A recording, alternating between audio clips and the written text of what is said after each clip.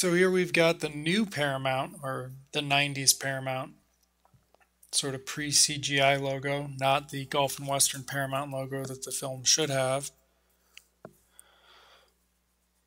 I think the Region 2 releases, the Blu-ray, DVD, HD DVD, they may have the Gulf and Western.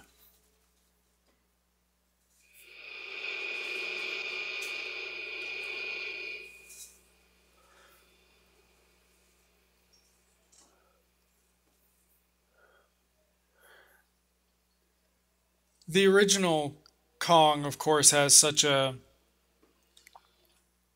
distinct opening sequence. I remember when I was a kid first seeing this, I was very surprised how they opened it sort of in the middle of the adventure.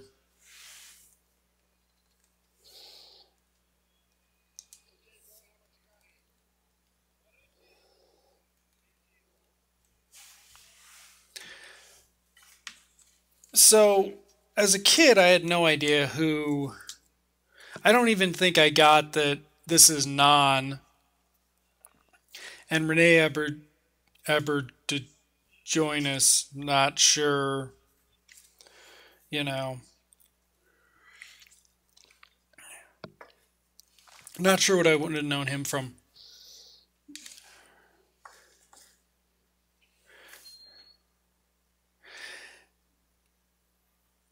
See, as a kid, of course, watching this, you're looking for correlations between, well,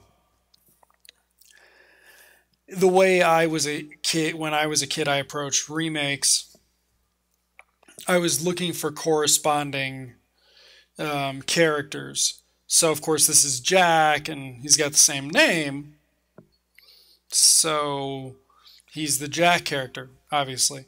But I'm more mean on the ship. You know, you're looking for Charlie the cook and so on. And I was convinced as a kid there were two actors named Charles Grodin because this Charles Grodin looked nothing like the Charles Grodin I knew from Seems Like Old Times and whatever else I knew him from at the time. My mom and I were big Charles Grodin fans.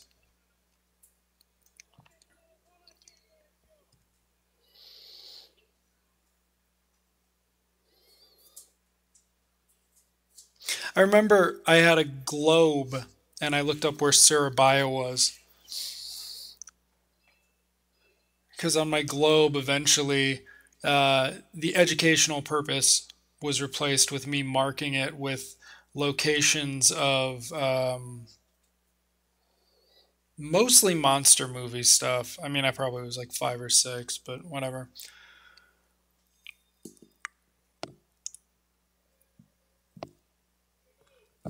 Of course, the actual location of the island. Oh, here we go.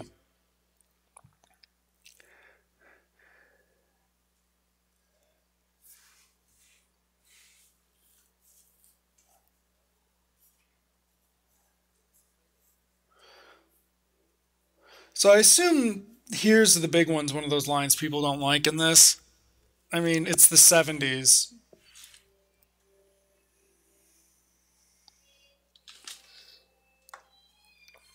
What do you really expect?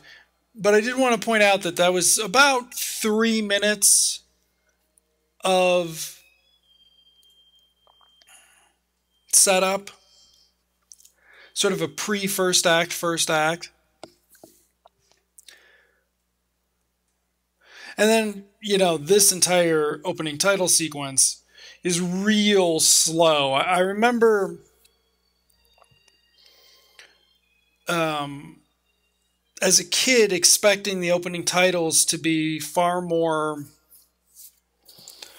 bombastic for a King Kong remake because I was first seeing this in about 1983, 1984, when any subtlety in blockbusters was starting to just be gone.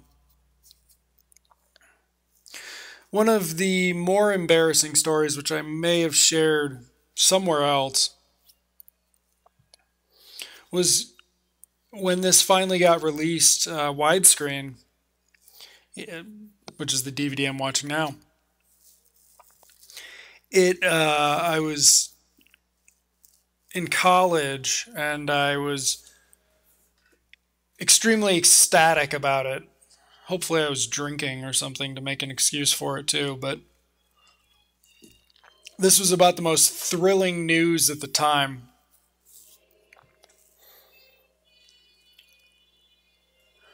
A widescreen King Kong 76, because as it never came out on Laserdisc, for example, in Japan widescreen, which I think King Kong Lives did. And, when I was 16, 17, 18, getting into, well,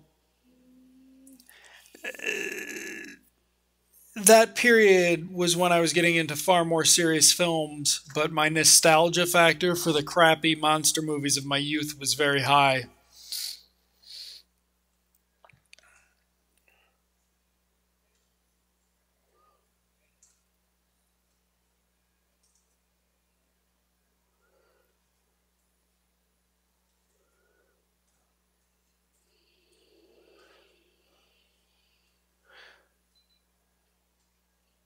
I read this script of this when I was a kid. The library had a copy of it. Really gorgeous Frazetta cover art. Oh, here we go.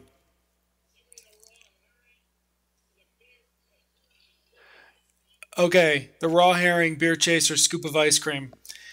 When I was in college, I remember that I think I was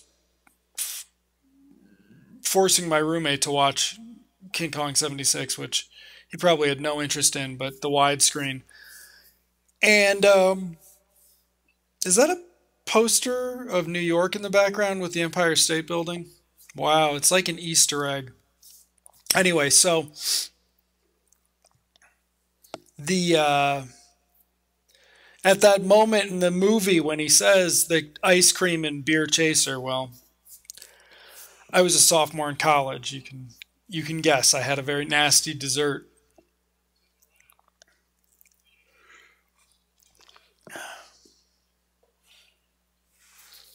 I probably must have recognized. No,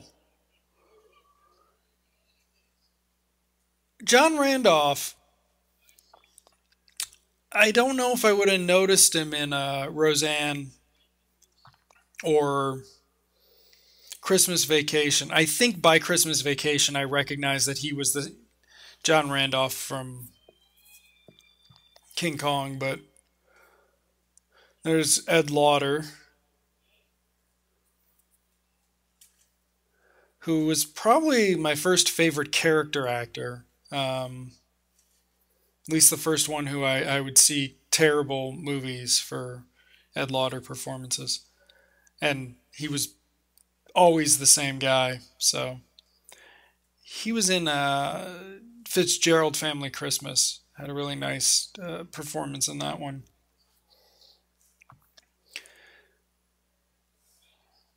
So when I had that globe, I was like examining it, trying to find that exact location, which of course you can barely make anything out, to mark it as the location of King Kong 76 on my map, on my globe.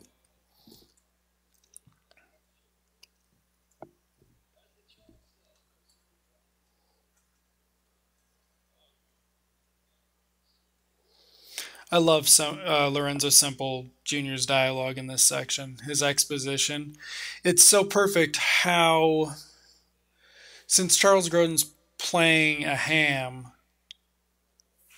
it, of course, the guy's going to talk like this.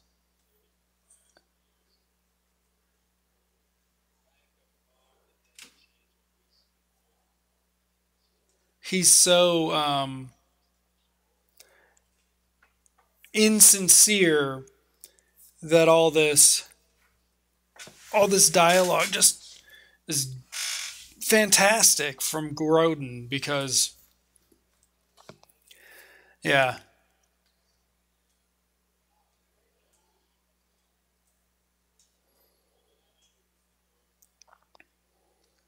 And then there's that weird sensitivity moment that Grodin has, the embarrassed thing.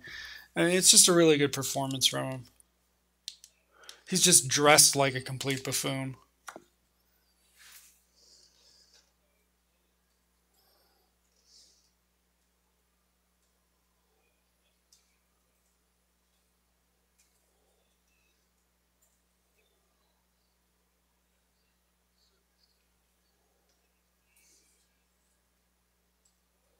One of the weirdest things I've noticed lately about watching, and I really noticed this on Star Trek, the original series, because we watched all those this summer, is when you see technology that was supposed to be cutting edge. And I'm going to start with say this. This is 76. So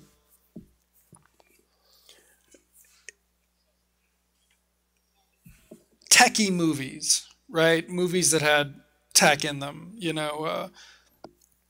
Love Story probably did not have a supercomputer or I don't know special projection, satellite pictures. So watching it now, when we see how technology has gone differently, is disconcerting because the progress we've made seems so natural, but of course it really wasn't.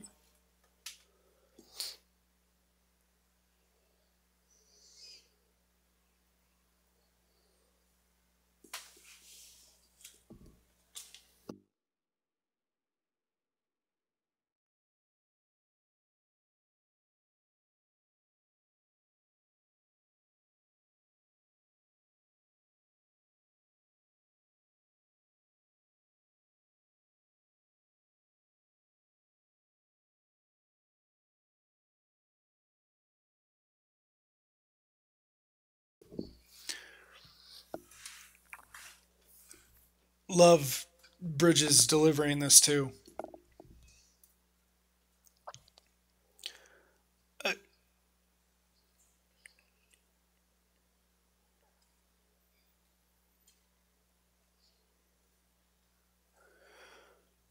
don't like that edit though. Did you see that? That edit was way too fast. That was a good edit. Say, very weird one when they went to that close up. Because otherwise, all these shots are really beautifully cut together. Was it Ralphie Winters? There's a glip, for better of word, in the print. You can see with some of those cuts, but that one is still too jarring. The close up to or the medium shot to close up. Whereas the rest of this is just going great.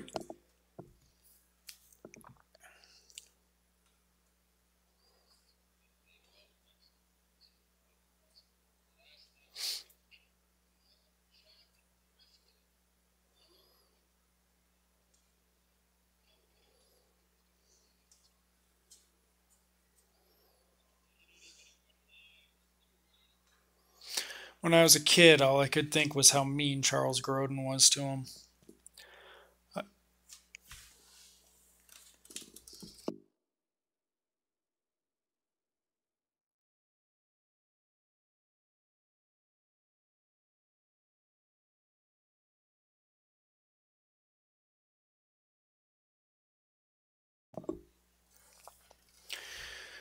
I like the going to buy charts because now you're just kind of like,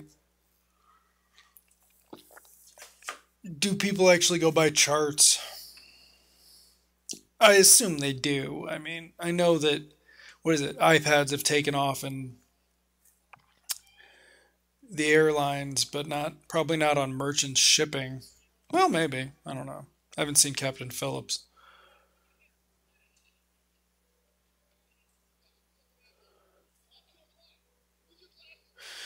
And now we're gonna get started on the part of the movie where I didn't understand much of the humor when I was a kid. John Barry's score for this is amazing. I can't remember if I ever got it on LP, but like as a kid, I desperately wanted this soundtrack on LP.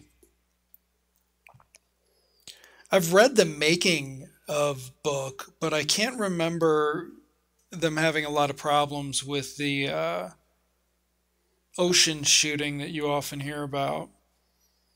I mean, they probably shot this, what, in Hawaii. Ship was docked, so it was fine, but that John Barry music just.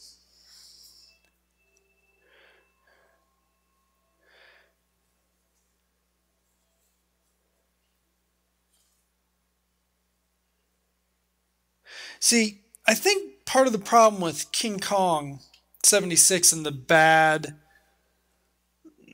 reputation it has to do with looking at it too much of a remake and not.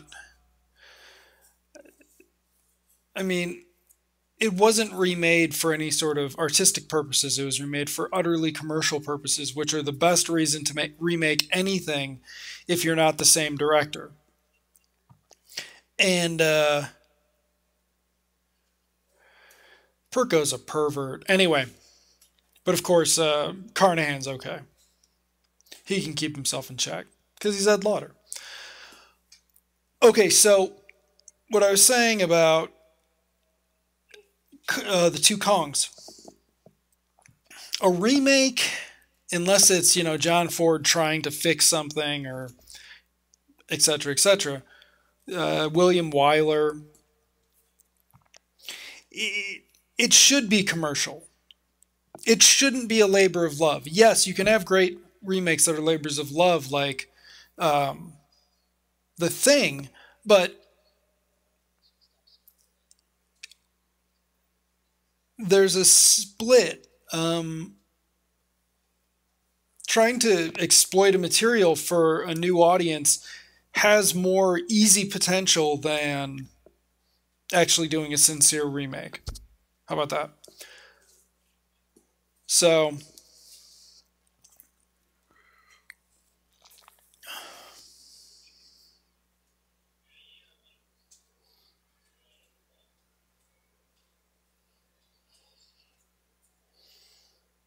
see, some of the reason the camp doesn't ever come off as campy to me is because the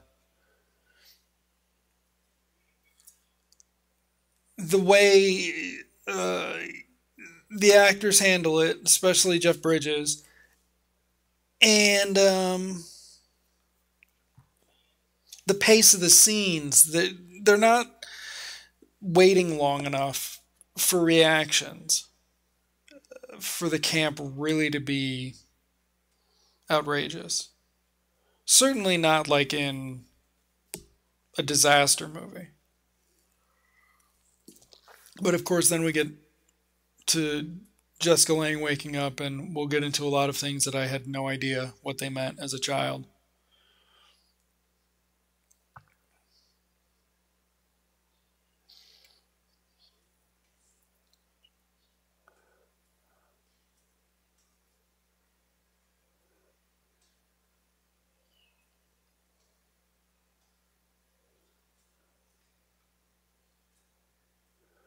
This is not a good moment.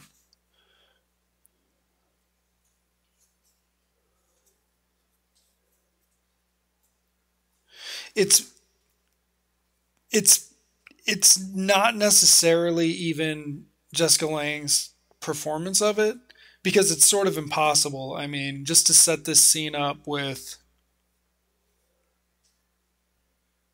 um,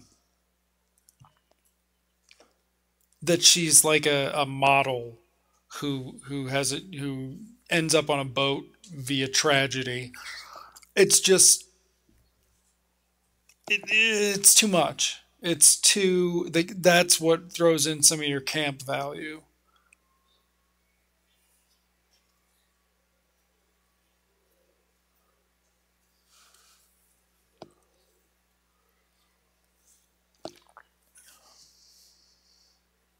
That would have been the distress call we heard at the beginning of the movie, I believe.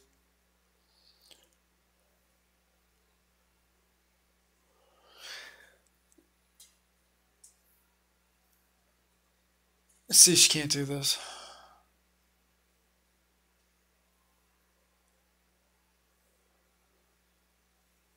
She comes off as a little stoned here.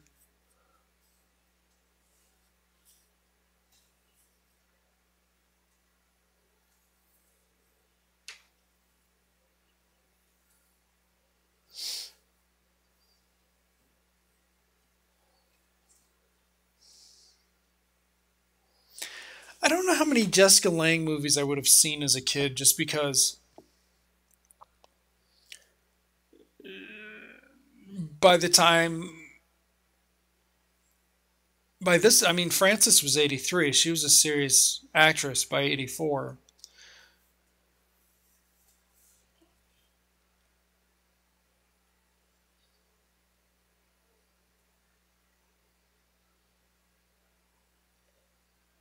See, that's another example. That sequence where that shot. I mean, Gullerman's not.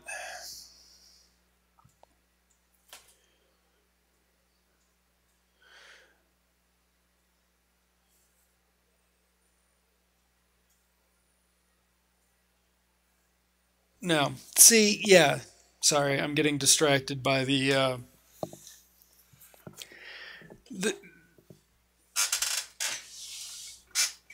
the idea that camp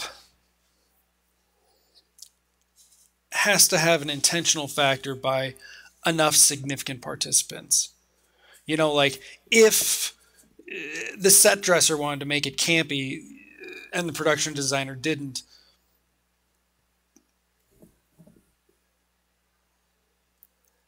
and here's, of course,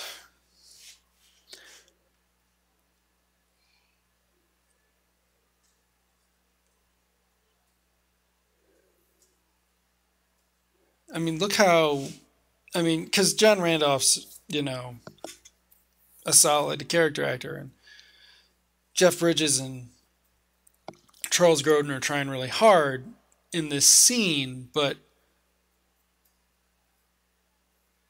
cutting it would be, you know, perfect.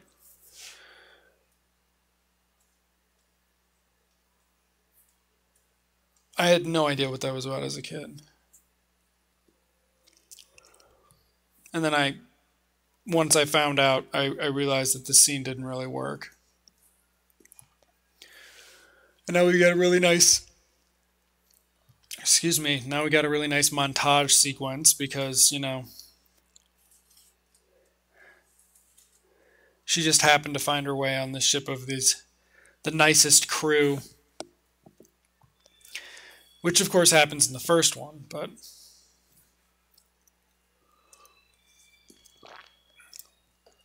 that seemed a little bit more sellable in the 30s.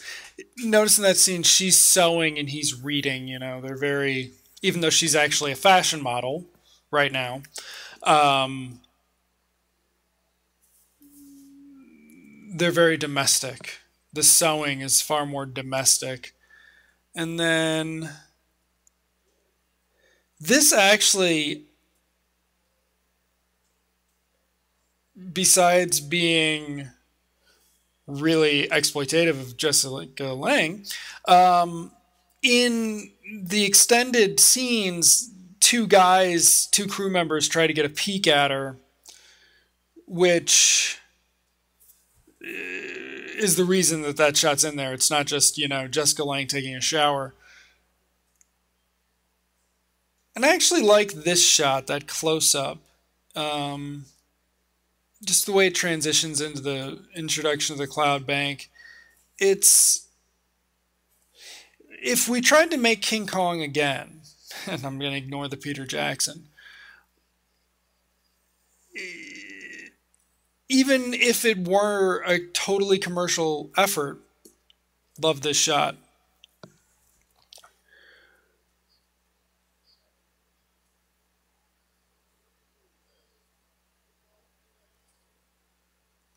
Look at that cloud cover, which is of course gone now because it's a different location. But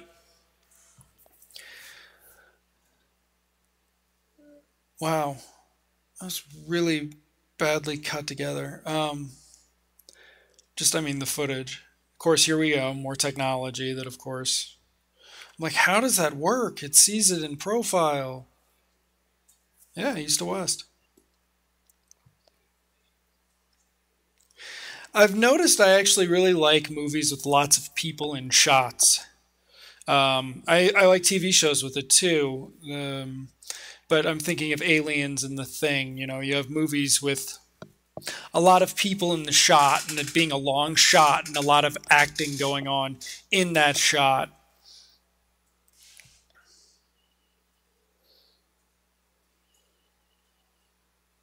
Charles Grodin doesn't seem like a very nostalgic guy, but if he were, I wonder if he'd get that picture that Jeff Bridges was taking. And now we're to rather exploitative uh, Jessica Lange stuff. It's funny, she ends up scantily clad for half the movie, but at least it makes sense. Is he wearing an ascot? I love it. John Cleese said that they put Basil Fawlty in an ascot just because it was so silly and such an affectation.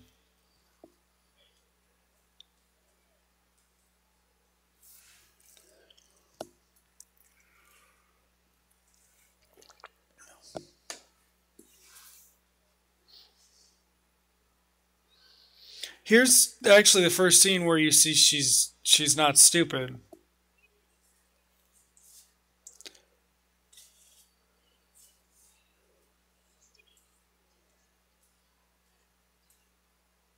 That moment right there.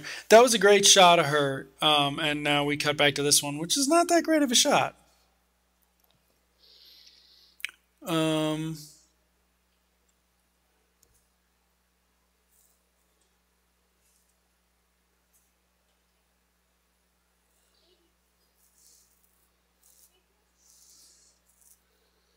See, again, here we go. Very campy sequence, yet the way Gullerman's presenting it and the way Jeff Bridges is reacting to Jessica Tandy's ramblings, uh, Jessica Lange's ramblings, sorry. It doesn't come off as camp because she's the only one. She and the script are up against the director, the cinematographer, and the co-star, and it just doesn't come off to me as camp. It doesn't. If you're judging Kong on being good camp, of course it's going to be uh, unaffect, or of course it's going to get a fail.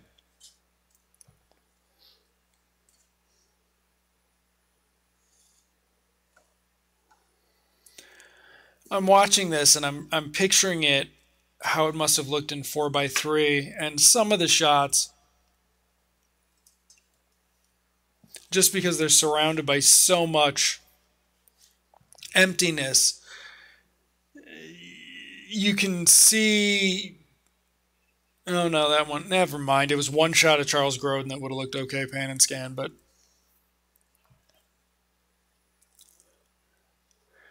okay. So here we go. I would have been very excited to see this as a kid. A real Skull Island instead of a backlot. Of course, I probably still thought they went to on location. I thought they were probably in Indonesia filming this.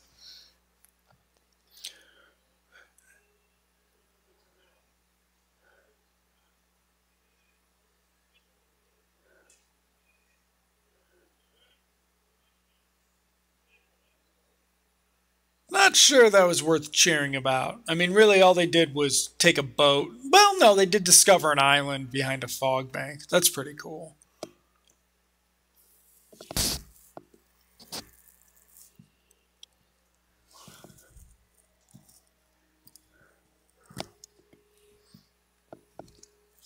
This film probably started my fascination with wanting to go to the tropics, which I've never been to.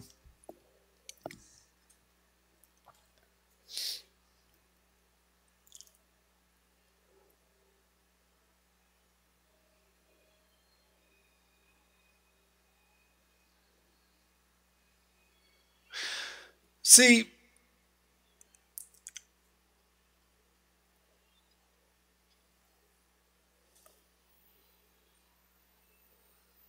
Yeah. Okay.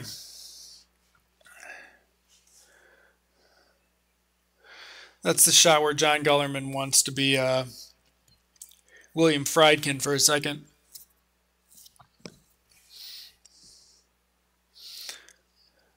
Right, because he's a doctor of paleontology who's decided to uh, take photos of models.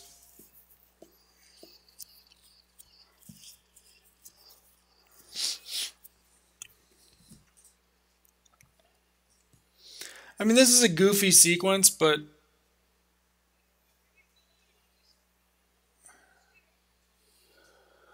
see that delivery just seems like Grodin's too contemptuous of the idea of doing it as camp to let it go that way.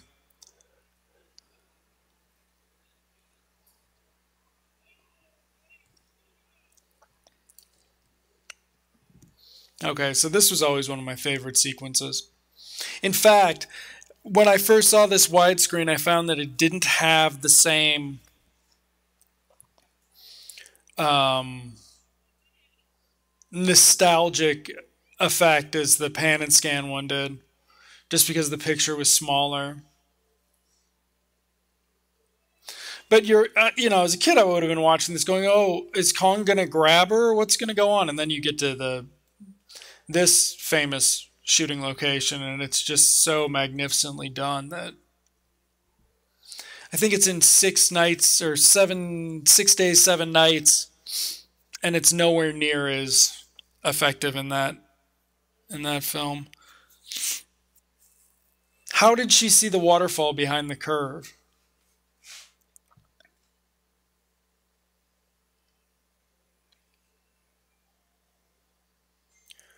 So,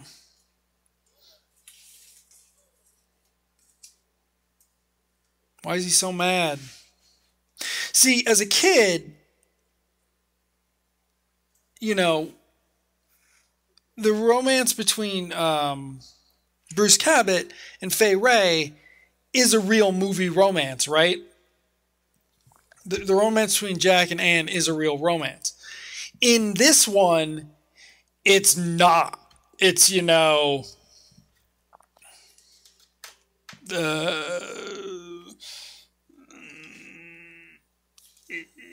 he's sort of preying on someone he thinks he's smarter than. A little.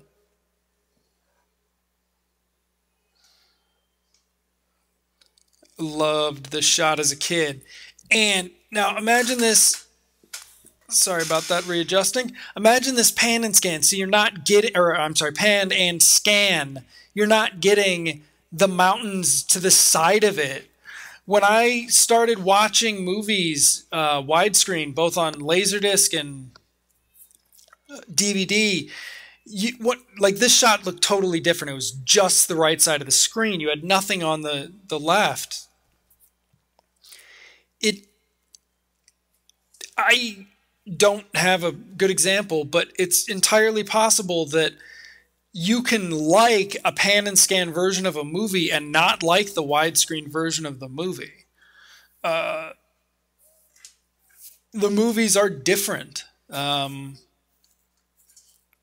They're very different. And especially something like this where Gullerman's not directing for TV.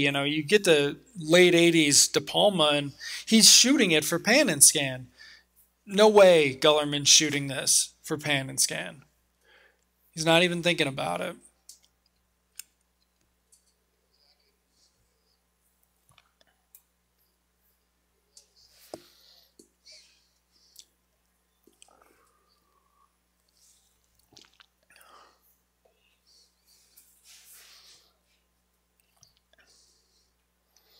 Ed Lauder just being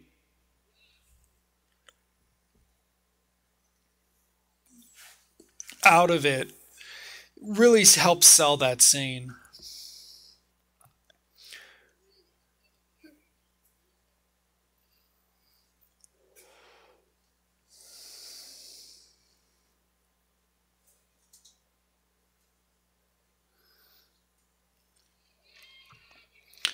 And here we go.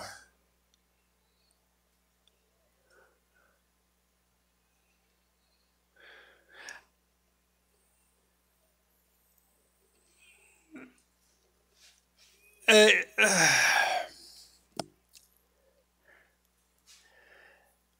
I don't know if there's a way to do a movie with island natives kidnapping the white person to sacrifice to their monkey god without portraying the island natives poorly.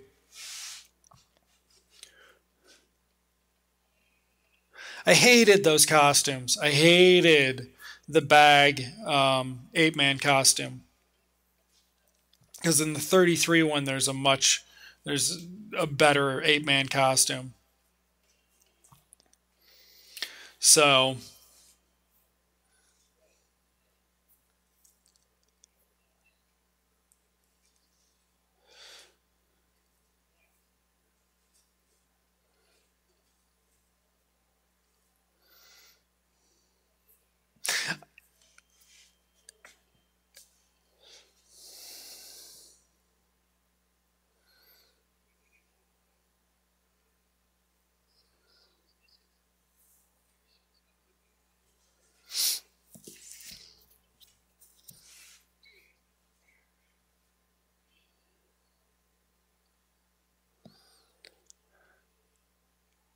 gee, I wonder Nikon product placement.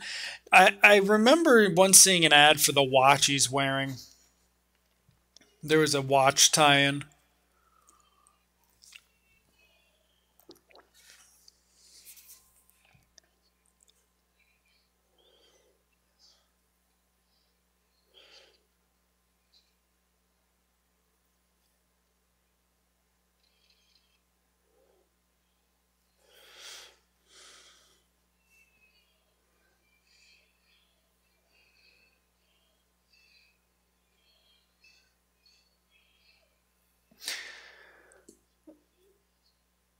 One of the other issues is this is obviously those are fake rocks, and the cutting back and forth from this ornate location shooting to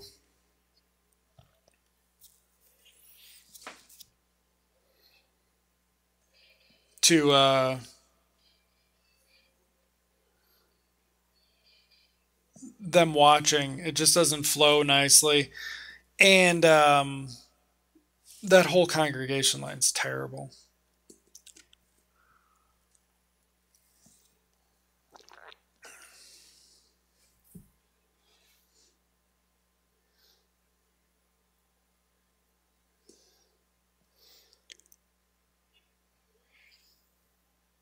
I remember wondering why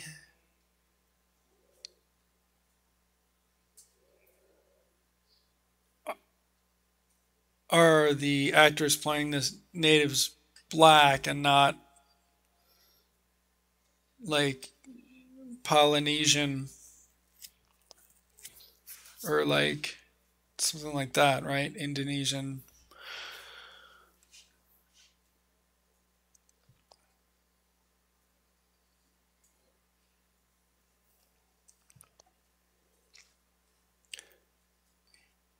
Is Jeff Bridges supposed to be standing silly right now? Is that an anthropology thing? Because he's a paleontologist, right? Or I can't remember. No, he's not a paleontologist. He's an anthropologist. No, primatologist. Is that a word?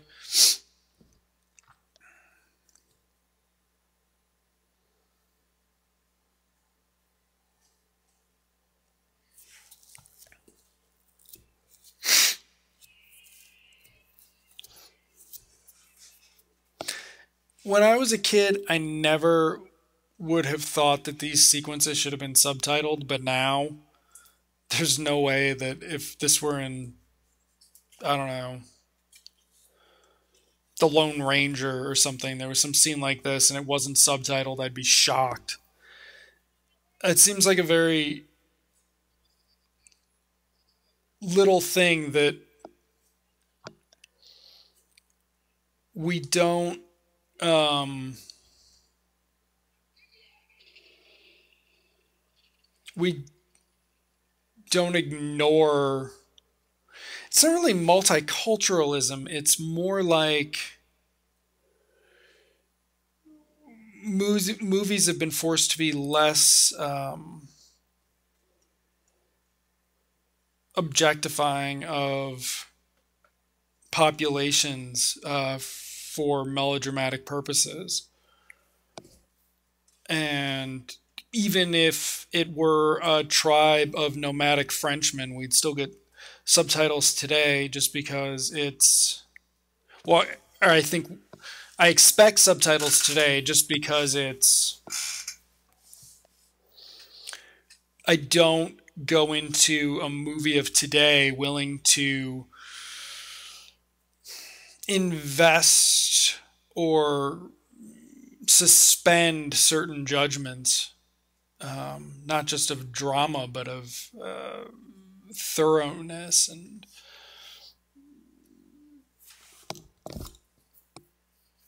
that sort of thing. I like this sequence too.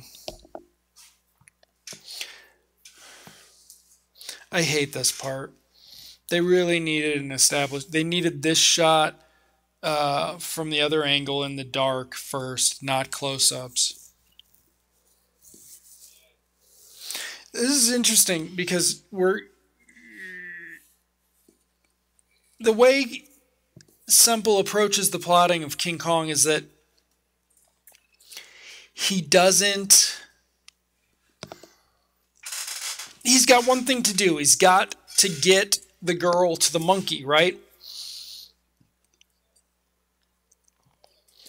But he's setting the movie up in such a way to distract the viewer. It's not the most functional use of time. It's sincere. Of course, this is not, Kong was the equivalent of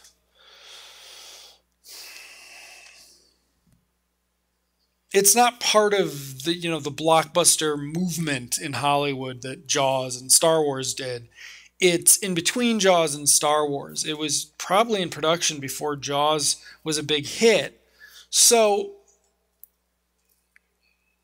it's not structured in what would become blockbuster style. Not even 80s blockbuster style, which is entirely different than modern blockbuster style. I hated the lack of an establishing shot on this one too. I mean, something about this shot, it's not far back enough.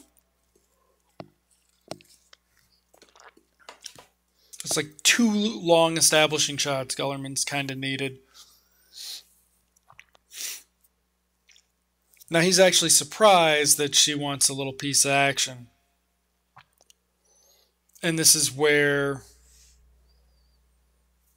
the relationship gets interesting.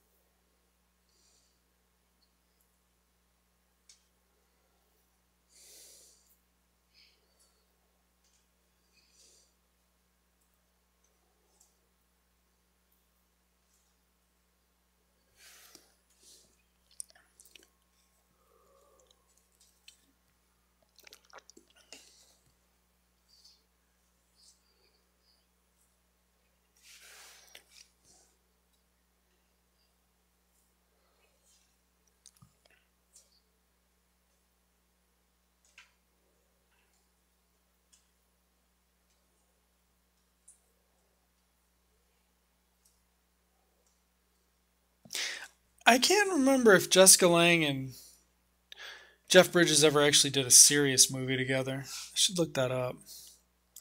And now here we go. Here's the boat. Oh, and this zoom in is awful. I always hated this zoom in. And it looks worse on pan and scan. I mean, this was actually probably some of it was superior and some of it was inferior just because the lameness of the shot zoomed in just looks like a lame pan and scan shot.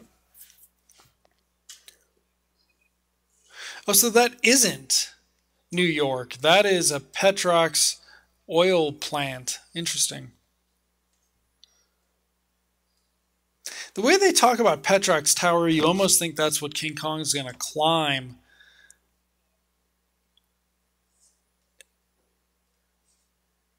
So maybe that is Petrox Tower in that picture. I don't know, but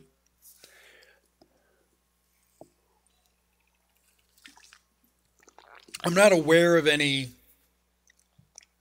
oil companies that had famous tower skyscrapers, but who knows? That's weird. Where did those come from?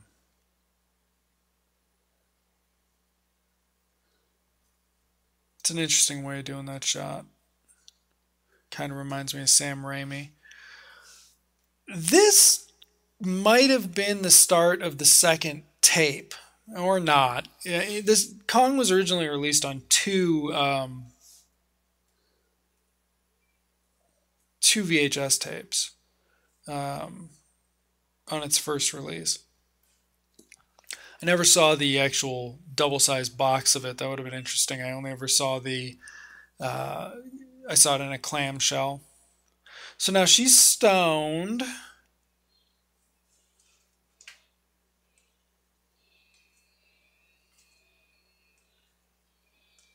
See, I feel like in the other one, we got much more of a possessive sense as viewers of the wall. Like they showed us the wall, we got to see the wall, we owned it. In this one, it's very removed and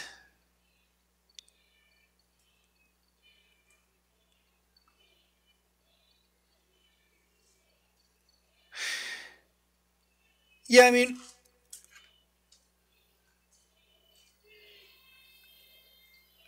it's like De Laurentiis was trying to make exploitative PG movies. It's just very weird. He was trying to introduce exploitation, sort of sexism, really, into an objectification into like a PG movie, which we didn't get. You know, we didn't get that from Spielberg or Lucas. We have that today, starting with I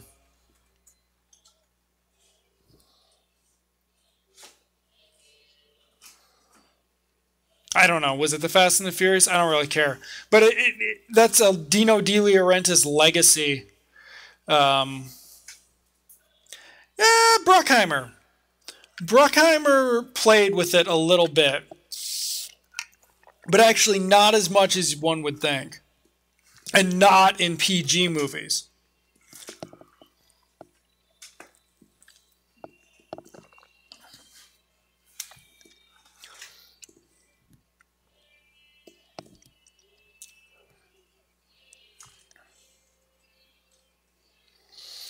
So here's where I would have been waiting for the shot. Here's where I would have been waiting for Kong at the gates, just like every King Kong book had a picture of, you know. That shot of Kong at the gate. And I don't get it. Because as a kid, I must have been just...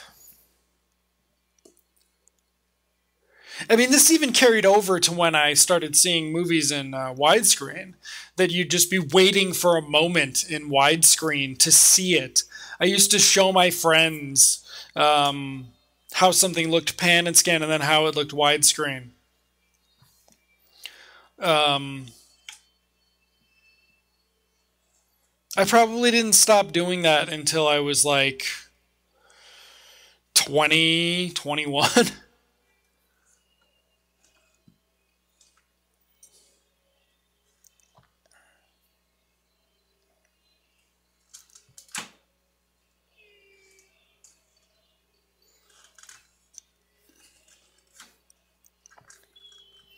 Wait, did Ralph? I think Ralphie Winter shot the movie. I don't think he's the editor.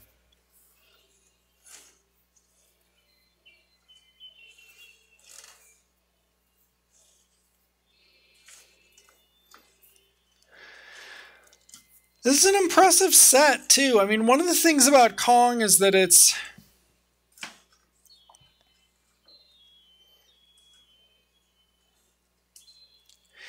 something of an outsider making an American blockbuster.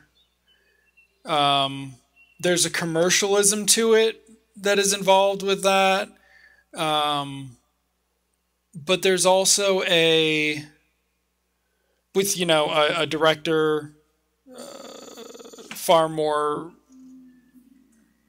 for hire than Spielberg, who was trying to build a career. You have a director who's toward the middle end of a career, and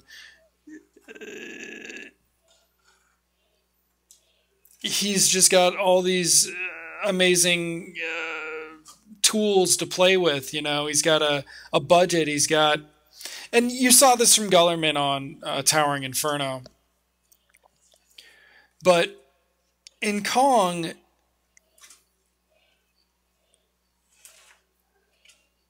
there's an enthusiasm for the project where he will not let himself be embarrassed by making it too campy. I mean, it's inherently campy.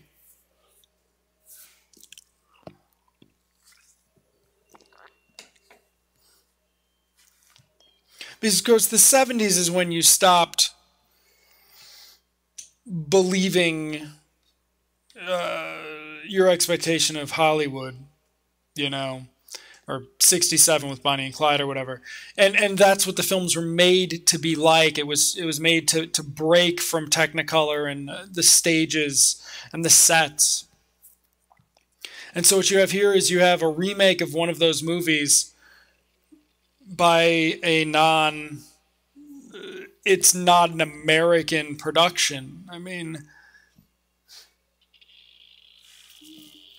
it's Paramount trying to create Jaws without Spielberg or something.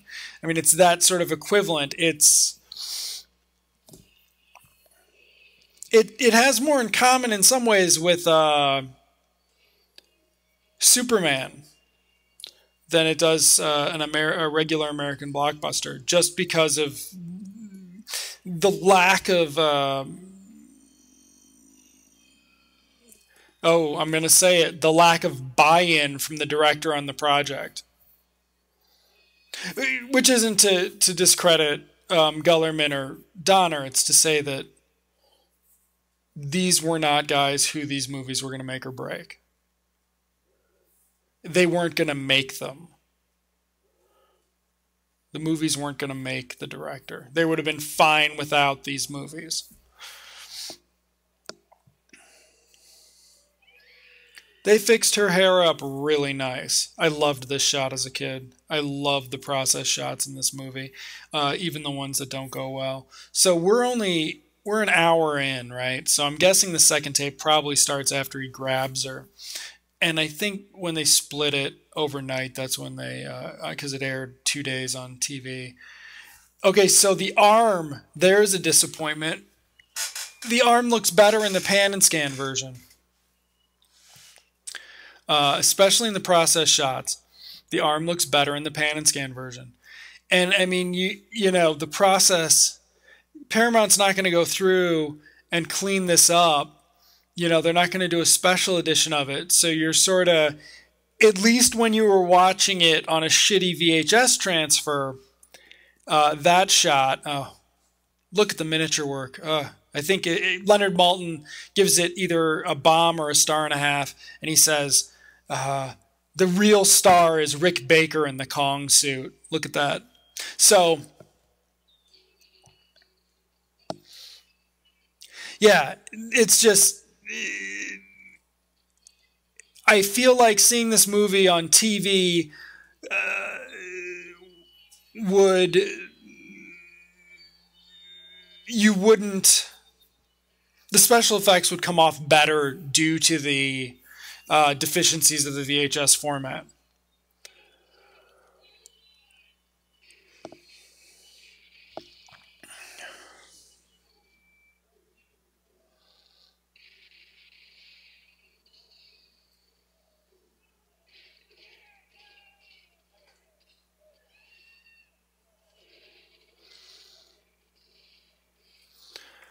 And now you have a scene out of a Calvary movie and the exit of the chief, who I believe gets a mention later.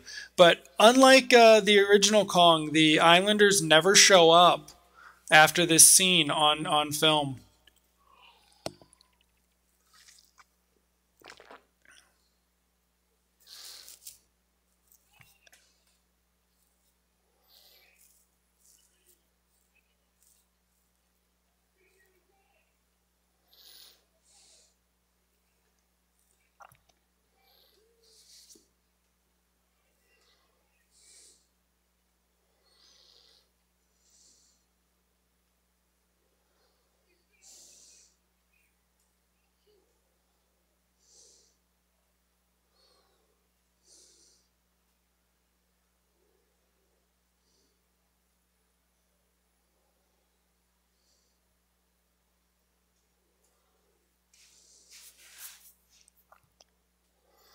Now we got the footprint coming up. In the pan and scan, you don't see it. It looks different. Um,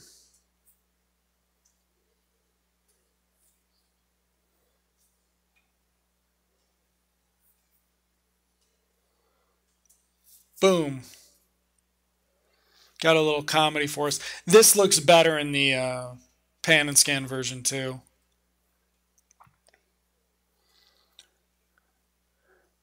It just it doesn't it doesn't make sense as a footprint. I think I knew going into it there were no dinosaurs. Of course, we're 57 minutes in. This is kind of when the first movie picks up, right? Because the first movie has two awesome things. It's got, the monkey in the city and it's got the monkey on the island and the dinosaurs. And so we're seeing a reductionism of the idea. Dinosaurs being alive doesn't make sense anymore, but Kong does somehow. That's the 70s logic. And of course, it would have been impossibly expensive.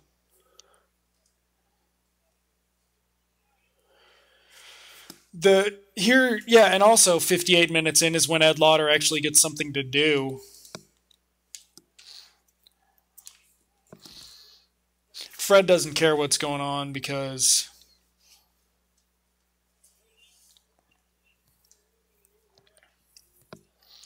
Fred's just a jerk. Now you got a nice scene here just because the John Randolph Charles Grodin stuff's good. The relationship's nice. The end of the movie's lacking because Randolph disappears.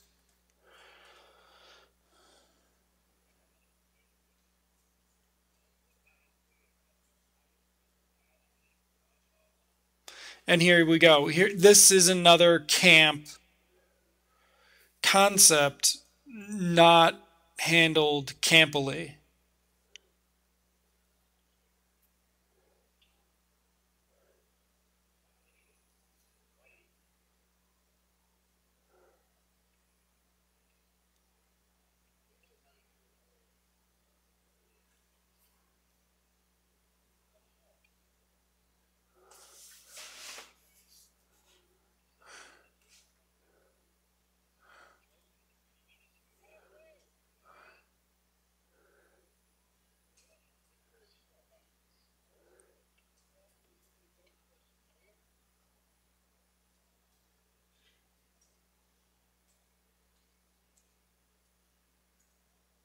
See, they don't get back. There's no forgiving in that scene. I wouldn't have gotten what he was talking about as a kid. So this was always my favorite new sequence, and not just because we now have Jessica Lange in her scanty scanties for the rest of the movie. Oh, actually, I think it gets scantier later, but you just have these fantastic shots. I mean, you see this from a lot of workman directors who get stuck on a big budget movie later that Martin Campbell, of course, not being one of them. You just see the way they approach the special effects being incredibly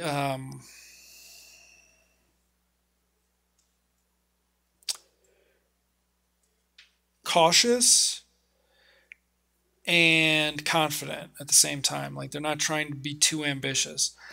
Uh, Robert Wise on Star Trek: The Motion Picture, you know, none of the other Star Trek movies ever had such, visually stunning sequences as that one. And it's just because his approach to it does not involve um, the hand would have moved. See, you see the hand moving, but it doesn't move there. Love the detail of the birds.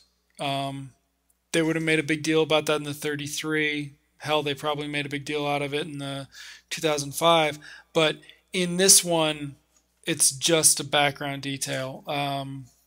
Paul W.S. Anderson's done that once that I know of to pretty good success in a much bigger scale, but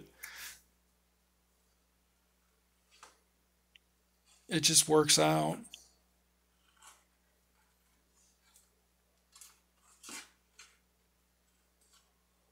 How big would that hair that's sticking out of his thing be? Like you'd see it. That's wouldn't you? No, I guess not. How much would King Kong have to eat? It'd be incredible. They actually deal with that in the second one. But okay, so now we get this shot, which I think I saw a clip of this shot widescreen before the movie, like on some clip video or TV show or something. But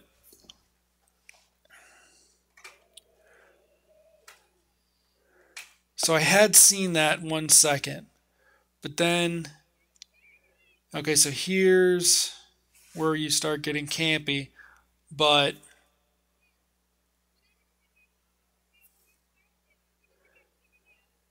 when I realized that this, I hated this every time. Hate that shot. Doesn't look good in the pan and scan. I mean, this looks fine, but the movement was too much. I remember when I was a kid, I was probably 10, before I realized that the big difference between this movie and the original is that she's sympathetic to Kong. She's not terrified. And in the first one of the big points is she is terrified. And it's one of those things they took from. See, it doesn't quite work, but gosh darn it, Gullerman's trying to make it work. In the new one, they borrow this whole idea that she's somehow sympathetic to Kong when it's all from this one.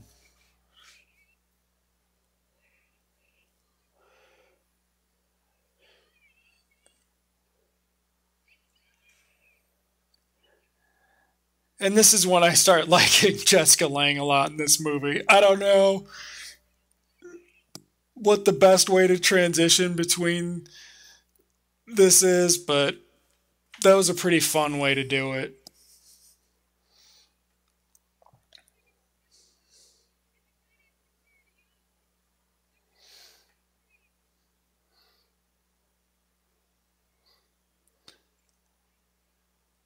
I don't know if she does any more of these like monologue things, but it'd be funny to see how many she does in the movie. How many Jessica Lange's monologues from King Kong 76?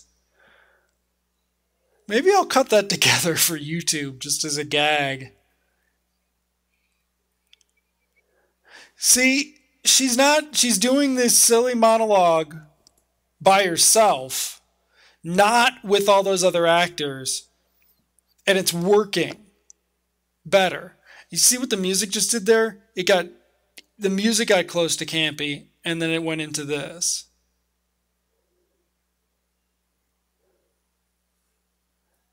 And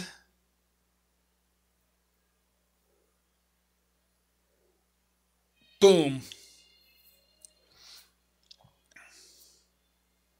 I love how long her footsteps are audible. Of course, this is a great shot.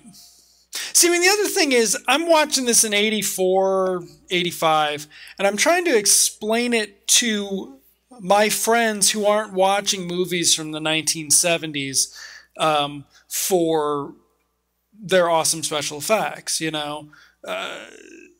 People make fun of, Next Generation fans made fun of the original series because of the special effects. So it was very imposing to try to. You had to upsell, or not upsell, but you had to work hard to get people to appreciate the quality of special effects in the context of the film it's in, and I don't know if CG made me realize that, or if I had started to realize it before that, but it got to be a point where I just couldn't acknowledge that saying, for example, the 1933 King Kong has bad special effects because they're stop motion. I could no longer acknowledge that as a reasonable opinion, which is a problem because it makes me a jerk. That is John Lone. He's in the credits as Charlie the Cook, or I thought he was playing Charlie the Cook, who had a part in the first one because the first one had and Darrow forming relationships. This one doesn't.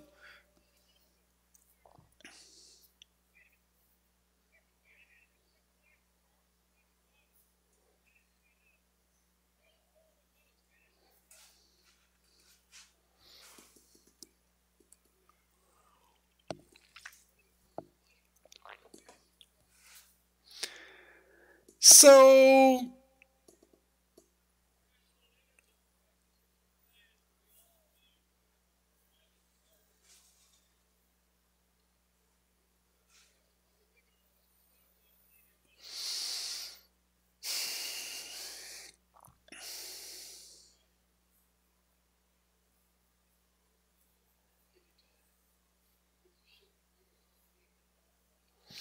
look, he lied to the dumb guys to make them work harder. Love this sequence. Ugh.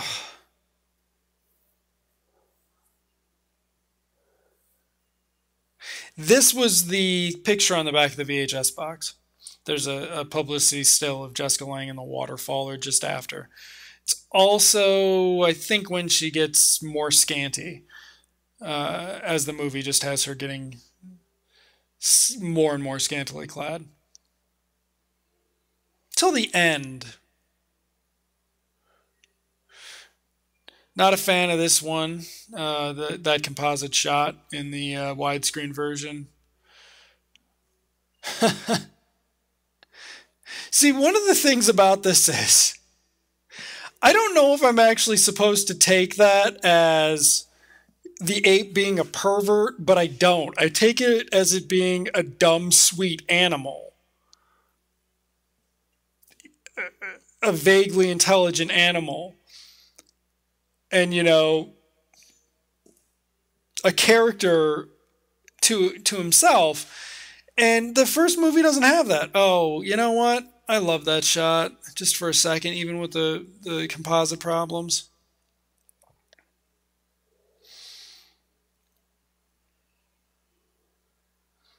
That is some amazing makeup.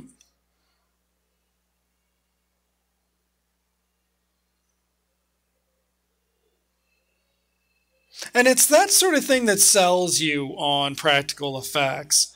The attention to detail on something like how an ape is going to look blowing, that's what's going to sell you on the practical effect. Like, that's the shot you actually have to sell. Because in the back of the viewer's mind, they know they're watching a guy in an ape suit pretend to carry around a Barbie doll, or carrying around a Barbie doll pretending it's Jessica Lange. It's, see, it's just sweet. There's nothing, the attempt to add a sexual component is just silly.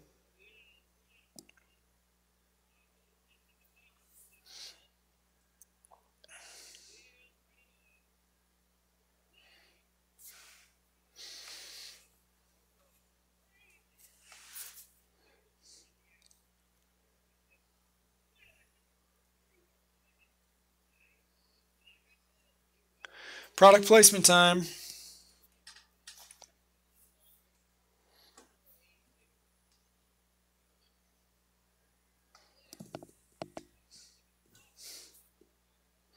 I think the captain's gone at this point. I'm upset about that.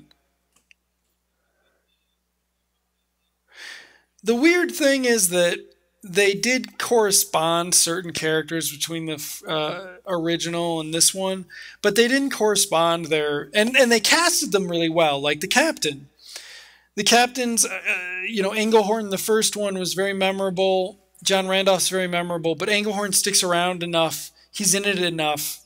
You get enough of the captain in that one. And this one you don't get enough. But they casted someone who wants you to have that full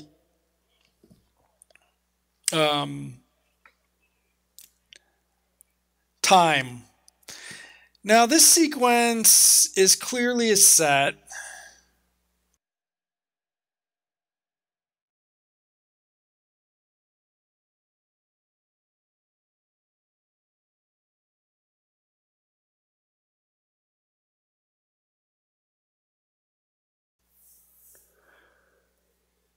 This, of course, is one of the best sequences effects-wise and in terms of action drama in the first one. And in this one, it just doesn't come off. The day for night doesn't match. The lighting doesn't match. This isn't a night sequence. The backdrops are too artificial. It doesn't make sense in this island world. What Gullerman needed was an establishing shot. That's what he needed. He needed an establishing shot to show there are trees that size elsewhere in this now almost tundra part of this island. And he doesn't have them. Even here, those trees aren't tall enough. So here we go. This is, of course, when Jack and Denham get split in the first one, making Carnahan the closest thing to a Denham. There is no Denham. Fred Wilson's not Denham.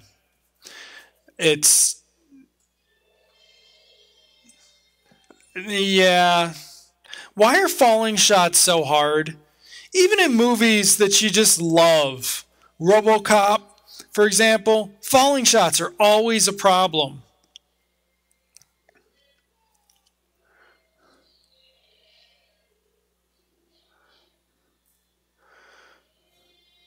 Does Carnahan just go? Yeah, Carnahan just goes. Doesn't even get to go last. Is that Bo? Yeah, okay. Likeable black guy makes it. Played by Julius Harris, who was in something else, but I don't know what.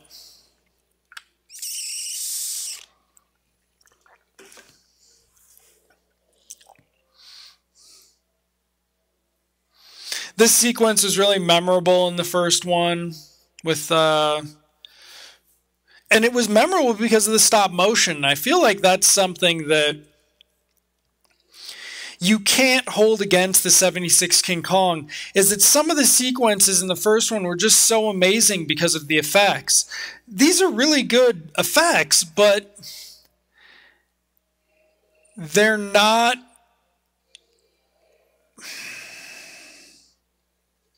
They're not the point. The special effects aren't the point. The movie hasn't been generated out of this technology being now existent, whereas Superman it is. It's very different. Then that's the difference between Superman and Kong, and which puts Superman more in line with Star Wars than Jaws and that sort of thing.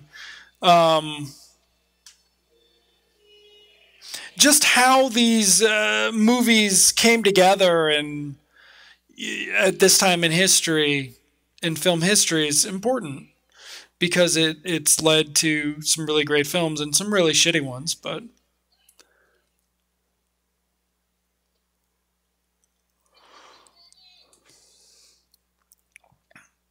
does he even acknowledge him? I don't even think Bo acknowledges him.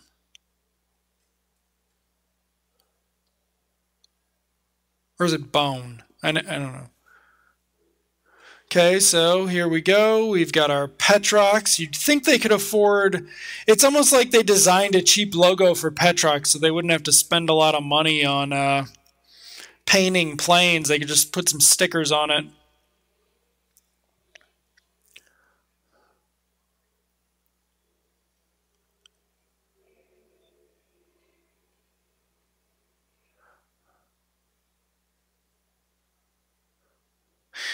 I mean, who knows? Maybe that's what oil companies are really like. You'll see stuff with oil companies, and it's just like trying to imagine that world of so much limitless expenditure. Who knows? I feel like to some degree that's in what is that one called? Syriana a little bit too. The actual oil company, what's standard to that is fantastical to us.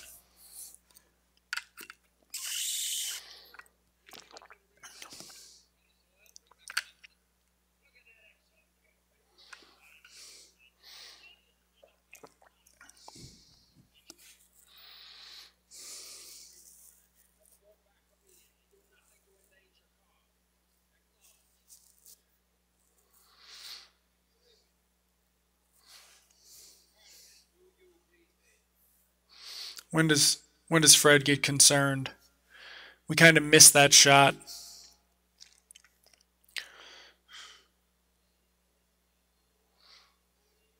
So instead of Jack running into dinosaurs and so on and so forth, you've instead got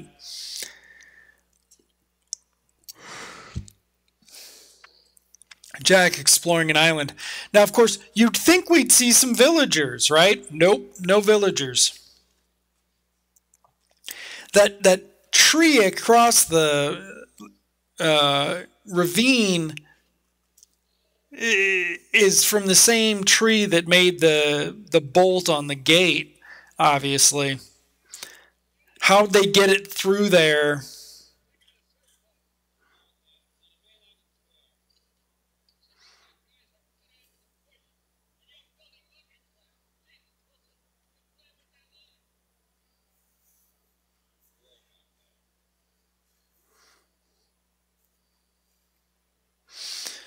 Even though this is him actually doing work in an ascot, signaling a change in the character, he is separate from the captain now, no longer taking his counsel.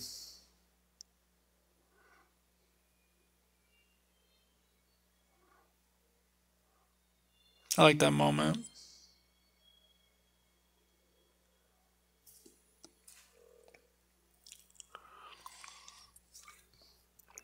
So when I was a kid, our video store didn't have King Kong. I don't think a single video store we knew about, like in our town or the nearby ones, had King Kong. But eventually it was going to air on TV. But we were going to be out of town visiting my mom's family in Iowa. So we recorded it. So, you know, it was a big deal because this was 83, 84-ish. And okay, so this is an awesome set. Now, why didn't they have for the bridge sequence? Why it's been a day? Why couldn't they have handled the lighting as well as they handled this sequence? Right here. Okay, so I didn't think we'd get to watch Kong when we were at my grandparents'.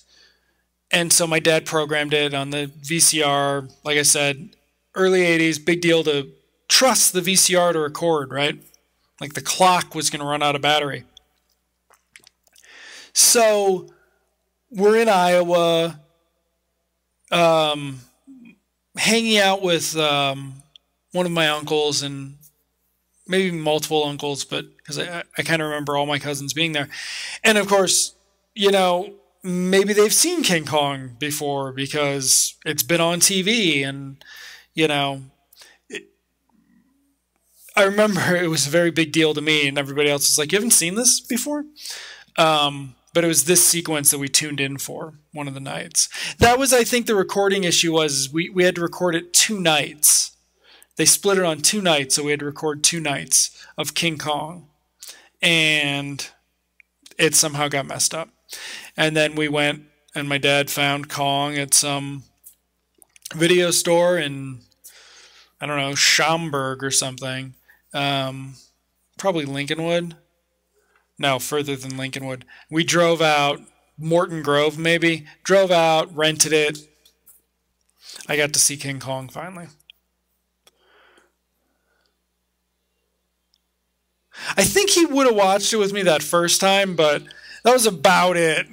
My dad has no tolerance for King Kong 76. It doesn't.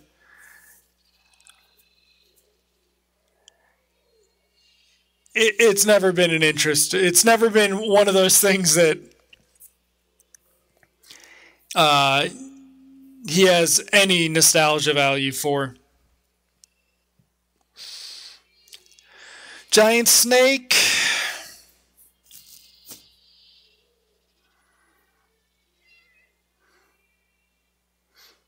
No establishing shot of this. I mean, I get it, right? Like they just, but I mean, they have this. They have this awesome shot.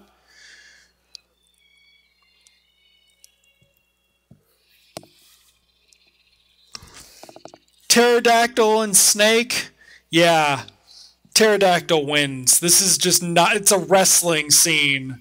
We really want to watch King Kong wrestle this thing. Now she gets his coat because she's kind of naked. Kong's mad because his friend's gone. Not sure that's what the inside of a snake looks like, but maybe. How many of those are there? They're kind of big. Like, why did it attack Kong this weekend? It's just this Saturday the snake decides to attack Kong. He's finally been waiting. Okay, love this set shot.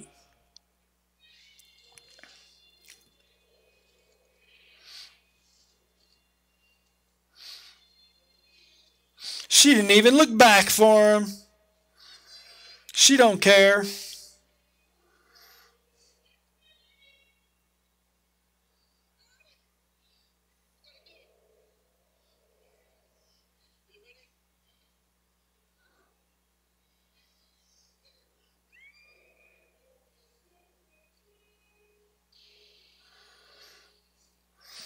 I don't know if it's just the DVD playing while I'm recording, but that sound did not match.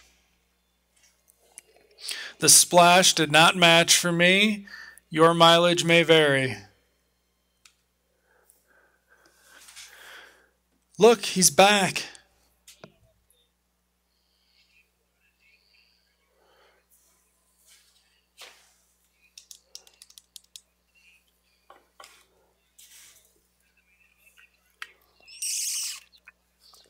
Five minutes or less.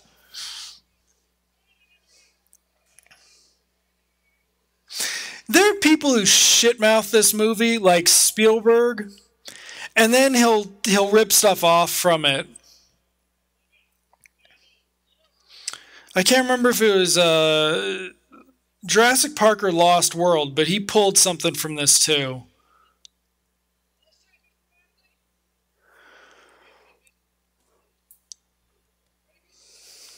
It is Bone, not Bo.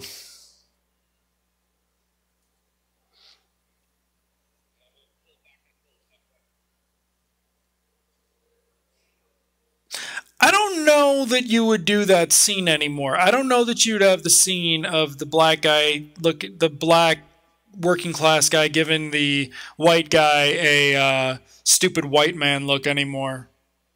I think people would make too big of a deal out of it now if you weren't doing it in comedy. I mean, there's that Will Ferrell movie that's just going to be that, but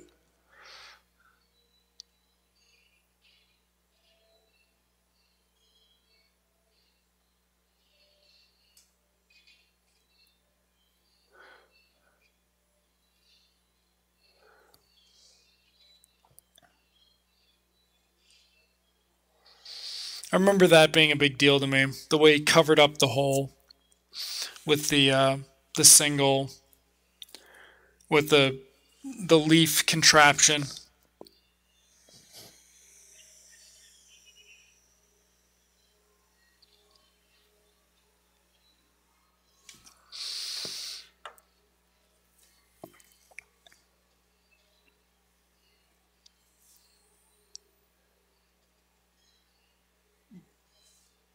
Is that the captain?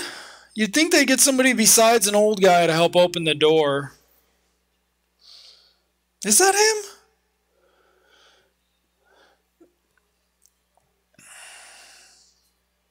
The diminishing screen presence of John Randolph and Jessica Lange's monologues, the two most distinctive factors of this film in some ways. At least for creating the, at least in terms of its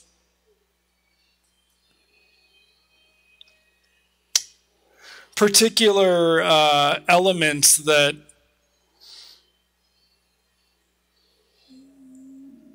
should be done better. Some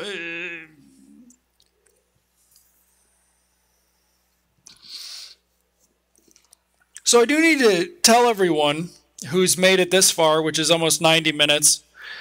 Back when Matt and I recorded podcast commentaries for Alan Smithy podcast, I would watch the movie before we did the commentary, so I'd have some familiarity with what I might say. I didn't do that for favorites. Favorites is just the equivalent of me sitting and talking while you're trying to watch a movie, which would never happen. If I actually were to do this kind of thing, I would stop the movie and talk about it, like Woody Allen did with Shane when the New York Times did a series of directors. They were shocked that Woody Allen wouldn't talk over the movie. Instead, he would pause it on a projector to talk about what he wanted to talk about. Why the hell they're not running back further is always been a question to me.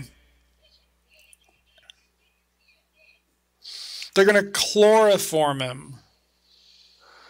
I have a joke right now, but I'm pretty sure it would be libelous, but it does involve Bill Cosby. So it's a bad joke. I'm sorry. So in the original, this sequence is much different. You know, this is going to be the payoff scene. He's going to go crazy. He's going to wreak havoc. He's going to destroy the village. He's going to get the villagers that have disappeared. Where have they gone? Aren't they in that shot? And boom, down he goes right away. Because King Kong is 76 is not a monster movie. King Kong 76 is a disaster movie with a mobile disaster. Wait. No, actually it's not. Not at all.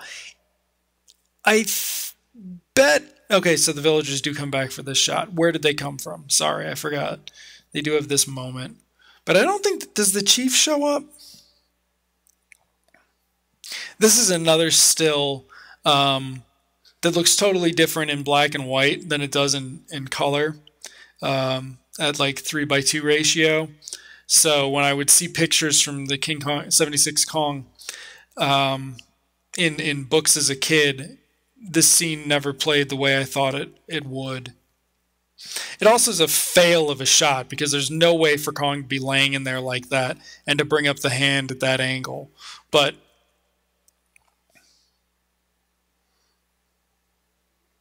so now they're all sad because their god is dead. And now we've got a new boat and the captain is gone. And I had to explain this to one of my friends that they were on a different boat.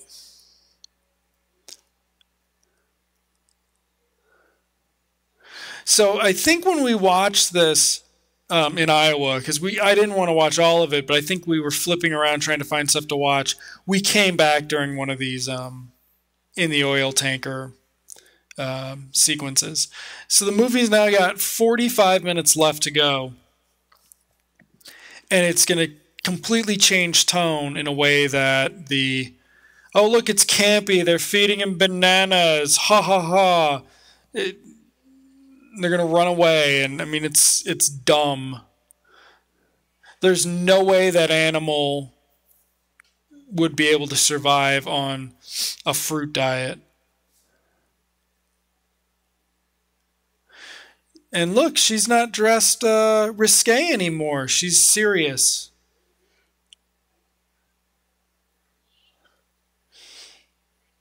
Even though she's just become a movie star or whatever.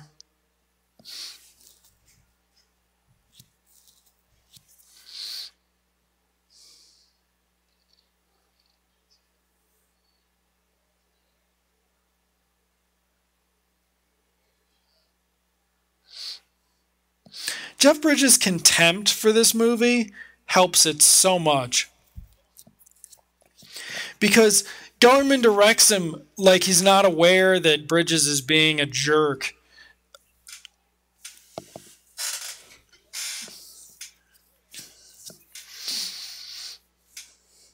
Okay, so they're going to do a ballet, right? And I guess, and Peter Jackson does a little ballet sequence.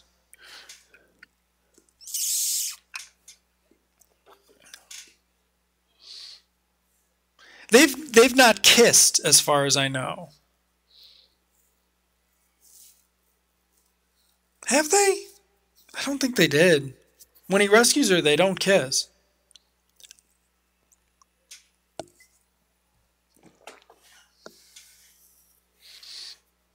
Love this shot here of the three of them. That one really came through. This one came through in the transfer so much better.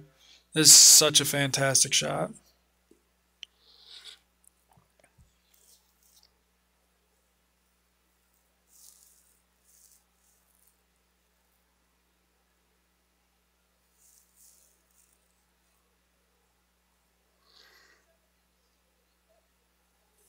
See, this should be campy, and it's not.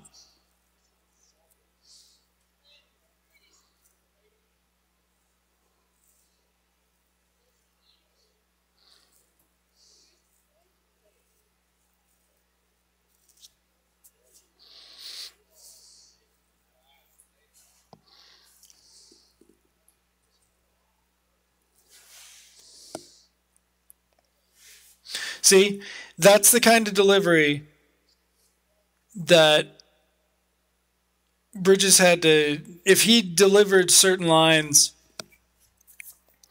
in the post-boat sequence with that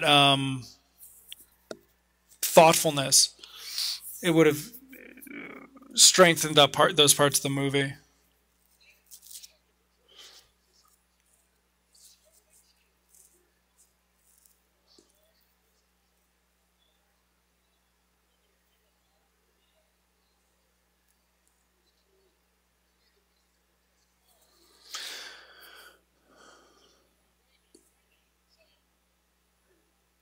I don't think I owned this before King Kong Lives came out. So like I wasn't that familiar with it. I'd seen it like once. And so the sort of world of King Kong Lives, when I like wondered why we didn't see more of him as Kong's keeper. Do they finally kiss here? Yes, they do, and then he interrupts, and Kong will always come between them.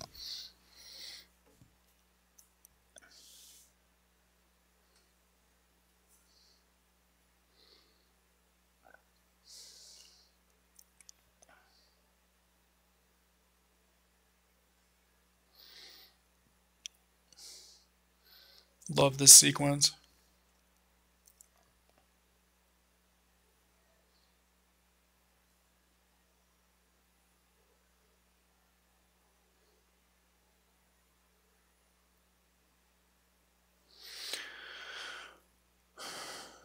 See, I mean, so what? It's a cheap sequence, beautifully handled.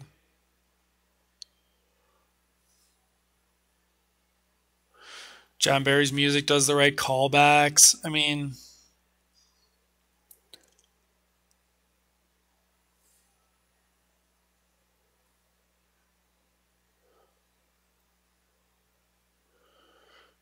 awkward edit there, possibly to get that close up.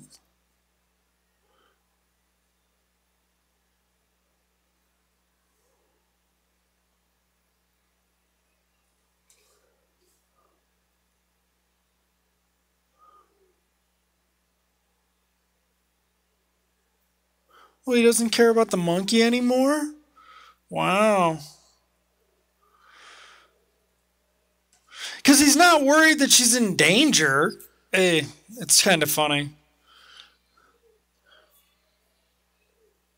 I mean, you've gotten basically 97 minutes into this movie and you're finding out that you don't actually know your protagonists really well because they were on a mission as the movie started in one way or another, so we haven't actually gotten to see them.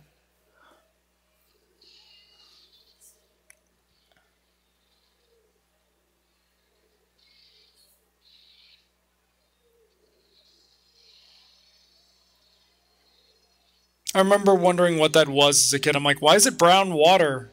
It's got to be oil, right?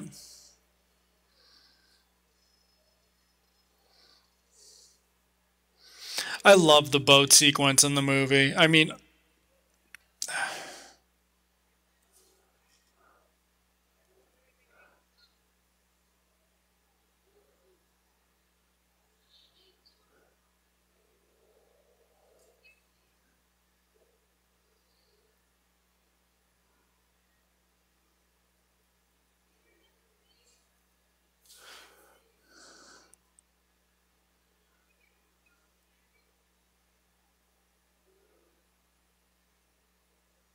see, she can sell these monologues when she doesn't have to do them opposite.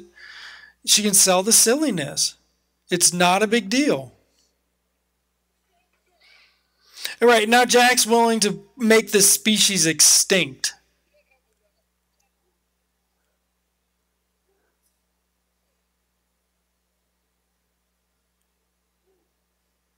She has very sensible shoes on.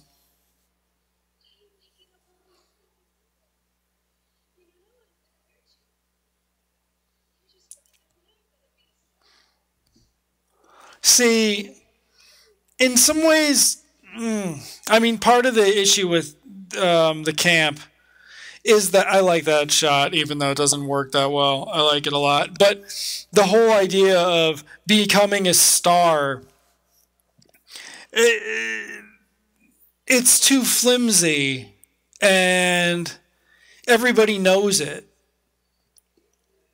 It doesn't belong here. And nobody and so people don't give it the seriousness that the movie needs it to have for it to be high camp.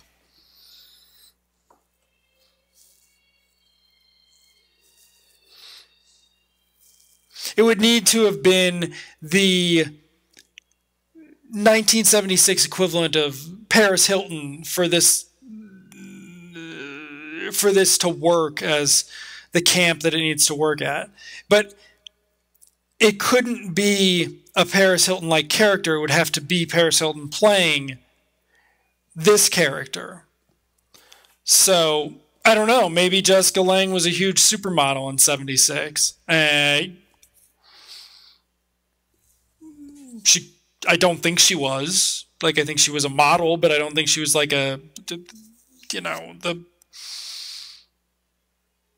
the last huge supermodel, right? Like, that it would be a commentary with them appearing in a movie. So, and look at that. It's all good. Great sequence. Loved this shot. Remember that matte painting shot there is just gorgeous.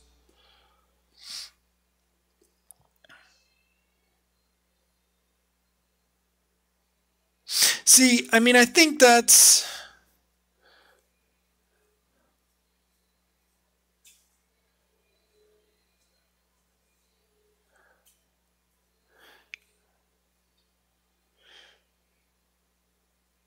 You get sympathy for Kong, you get concern for her, respect for her.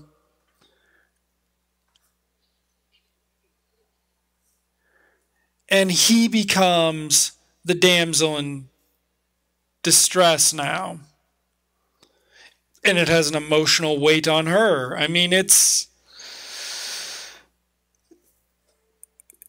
good stuff. The first one, the original, never approached that issue. And this isn't in some geeky movie trying to look at the psychological aspects of Stockholm Syndrome and giant apes. It's, you know, a would-be blockbuster by an Italian guy in America.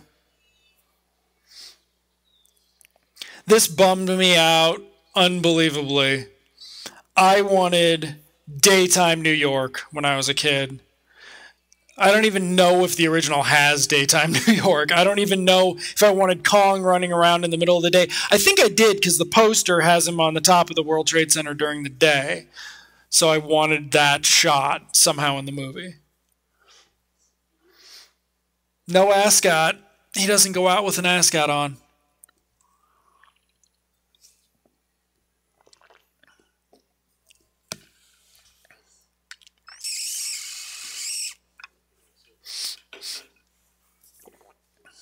I think the screenplay, I don't know if I believe that the screenplay they released in lieu of a novelization was the actual screenplay, because Semple had a lot of like character, you know, backplay in the scene description, backstory in the scene description, like what Jack was just doing.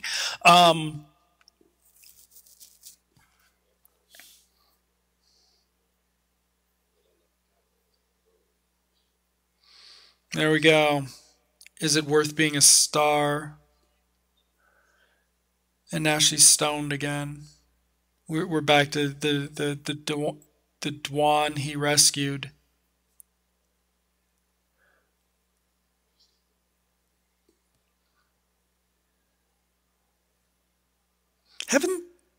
I mean, so like the idea is they've been seeing each other every day. They've been intimate, perhaps. And so that's like, they skip that part of the story. They skip all the setup. They skip all the setup of this. It's now another reset with half an hour to go.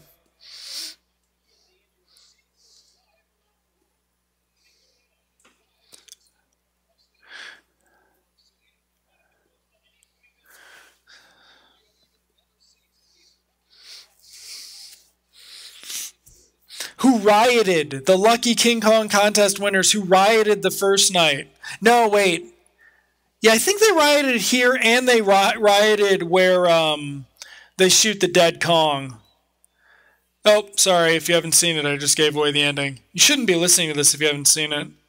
I remember thinking this was just so goofy. And we've gotten to the point now where we don't care about Fred Wilson. Um, he doesn't really matter anymore. We're not we didn't have to like him anymore. He didn't have to be sympathetic after Carnahan disappeared, or when he wouldn't give up on being a capitalist pig long enough to listen to the captain, even though he was working alongside the blue collar workers. The script's done with him. Not as done with him as it is with John Randolph, but it got done. It doesn't really need him in it anymore. This very easily could have been another character presenting it. What executive actually wants to dress up and do this? And I mean, again, here you have a camp story element the film isn't handling in the camp fashion it really needs to for it to go for that aspect.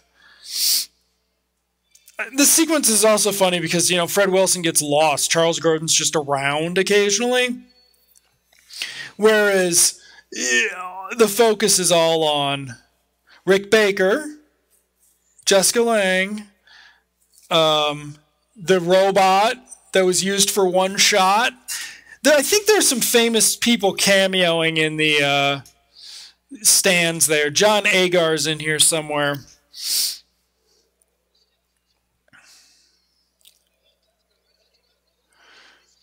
Okay, so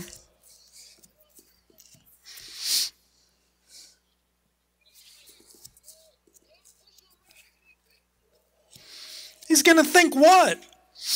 Why didn't my issue with that delivery is Jeff Bridges clearly didn't have anything else to say. They cut away from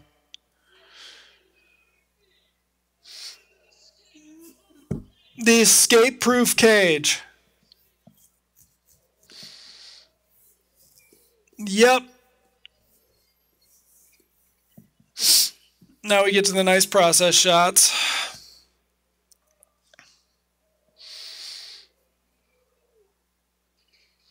Oh, and there you go. Your shot of the robot actually doing something. Dino De Laurentiis sold this as them building a life-size Kong. And really what they would do is they would ship the hand all over the place to use it while they were putting the rest of it together. And they only ever got it together for that one shot. There are pictures of it in construction in, I think you can find them online now. But it's like a bunch of cement. So it's just like, and someone pointed out that De Laurentiis didn't, nobody was supposed to believe that this is a robot, except they are supposed to see the shots of the robot being built and wonder how it could be. Wouldn't those people are running toward Kong? So I mean, now everybody's just running who knows where. They actually integrate these shots pretty well. Like, there's no reason to use them. You could just as easily have done a shot like that with process. Like here, right? So you didn't have to use them. They just threw them in for the psychological, well, we told you there was a robot in here. Look, there it is factor. Because,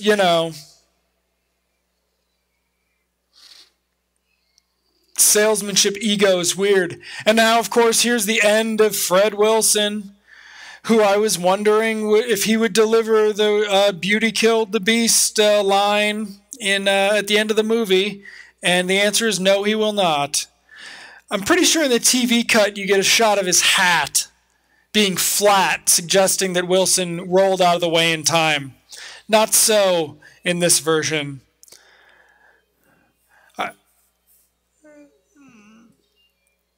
This is like leaving a concert, but only worse. Waka waka.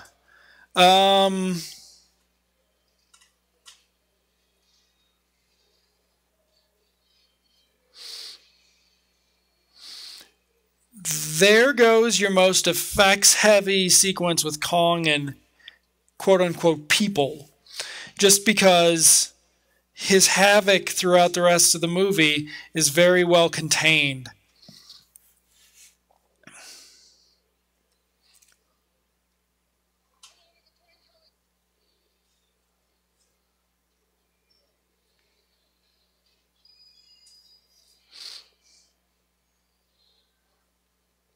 Wait, is there a train sequence? Oh, the train sequence. I should shut up. Why was I saying that was the most heavy, effects heavy? So I knew there was a King Kong ride, but I didn't know why it was at Universal Pictures since this was a Paramount picture. And people would tell me that you got to see the movie when you were there. And of course you didn't. You got to see this clip, I believe. But I thought, I was like, I'm never going to get to see this movie. And all these people that have been to Universal Studios have seen the movie because they got to go and I didn't. So here we have this big shot, right? Boom. We only actually have this and that other sequence with the miniatures. So, right? There's a huge giant ape rampaging money shot. And I mean, there are more giant ape rampaging money shots in King Kong versus Godzilla than there are in King Kong 1976. And it's because King Kong versus Godzilla is a giant monster movie made by people who make giant monster movies. This is an attempt at a blockbuster of what proportion? How much money were movies making before Jaws? How much did De Laurentiis really think they were going to do? So instead of getting something crazy heavy on the effects, you get something that's crazy heavy on using the character in this way as a likable disaster in motion. And what's interesting, of course, about Jack and Dwan on the run in this part is this could be some guy she met that night at this point. They don't matter anymore. Their relationship has, for these sequences, has no personality. They're relying on her dress to keep the viewer engaged. Okay, so now we've got this shot.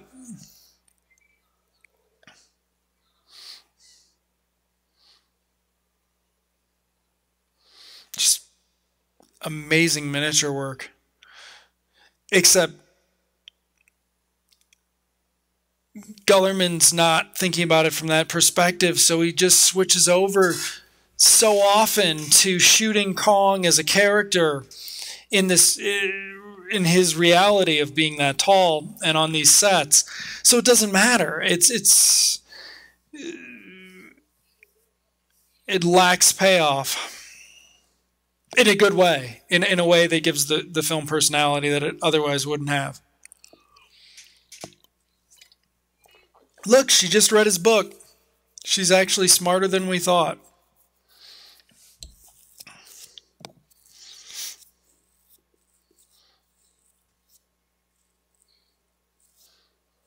Deja vu. Saw this shot when I was in Iowa too. I remember that. I think this was when we stopped watching it. Or maybe, no, because that couldn't have been in the first part and this in the second part. So now you have the bar scene, which is one of my, I think, favorite sequences. We'll find out. See, with the exception of, at least they don't zoom over to it, but that's a still not a good shot. I mean, it's a still picture made into a shot, not an actual shot. The way that they imply Kong in the water is very good in that edit. They could have used that a lot in some of the other parts of the movie. We don't want to get shot as looters. We'll have product placement.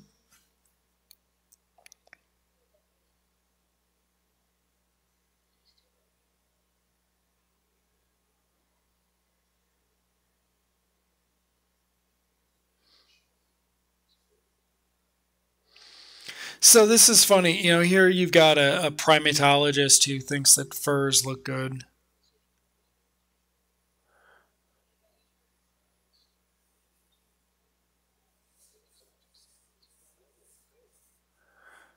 That line never worked for me. The in your excitement, your blood like dope. And he's had similar ones. So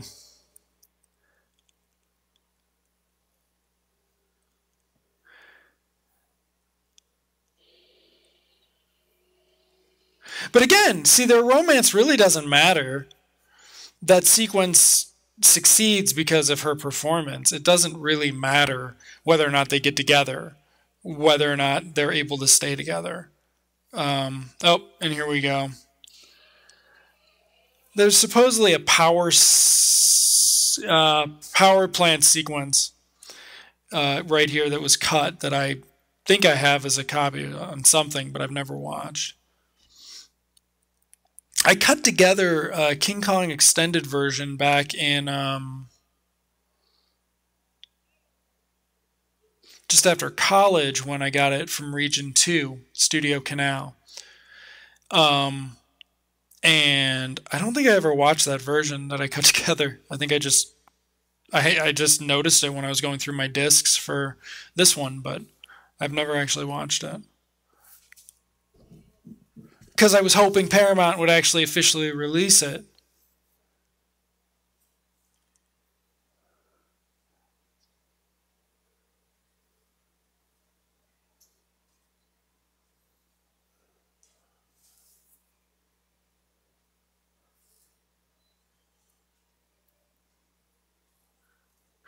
I never liked how this... Oh, there's the fade. I like how this very important character sequence is left entirely undone.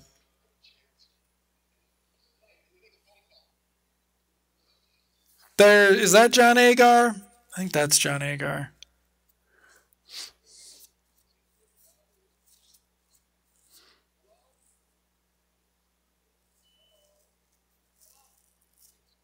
Is that John Agar?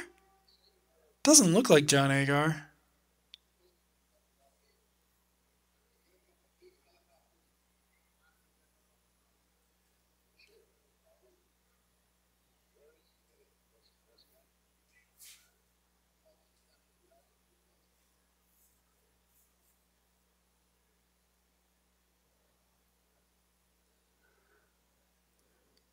Does she really want furs or does she really want Jack?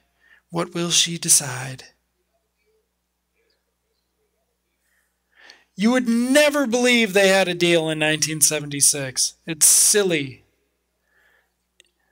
Maybe in 33 you could have gotten away with something like that, but not in 76.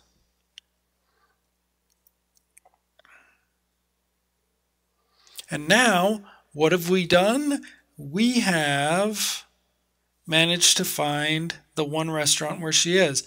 Now, that's a goofy ass shot, but I think it's a lot more successful in this because of the photography than it should be.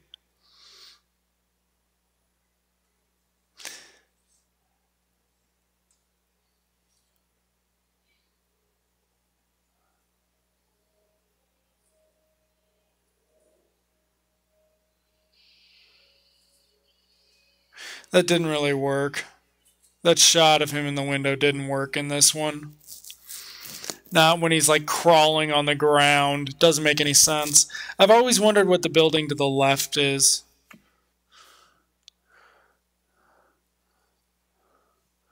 Now you've got the theme on church bells. Love this part.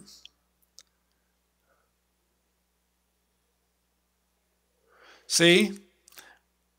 We don't get the shot. We don't get the... I think it's because they don't want to have to show him holding a doll too much.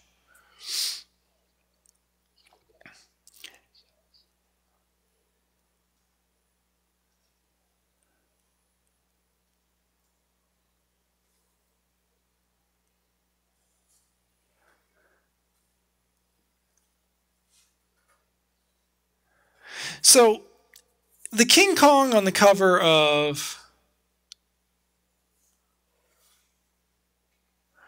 or on the movie poster seems more like the size of King Kong in King Kong versus Godzilla, which of course was a King Kong movie that you would see more often than this one, or at least I did because of VHS and things like that. Sven Gulli or whatever. That's what it was. Is King Kong 76 was never on Sven Gulli as far as I know. So the size of Kong on the poster seemed more in line with King Kong versus Godzilla, which it is not in the movie, so the expectations are different. I feel like I saw this widescreen on a clip show too.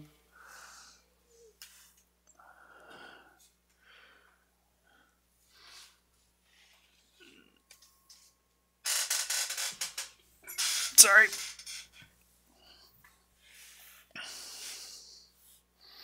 You just gotta love the lights on the building. Now here you go. If you're over there, we can see them in the background there. Not the most scalable building you'd think, but there he goes. There's no shot, of course, of her getting on his back. Building's open all night. Of course it is. Elevators are turned on all night too, to the observation deck. There we go. We're not in 1933 anymore.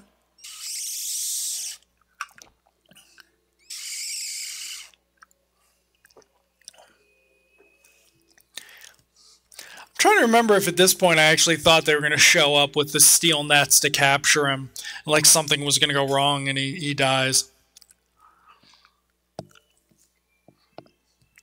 Because, like I said, I only saw it, I think, once before I saw King Kong Lives. And then I love this shot, even though the mat's not that good.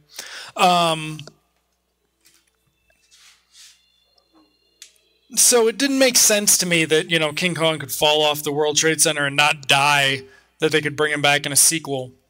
So I kept wondering how that went.